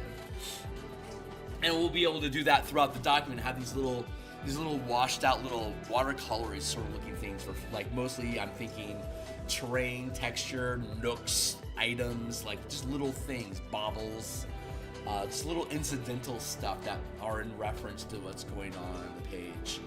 I think that'll just add some hint of flavor without being overwhelming, is what we're trying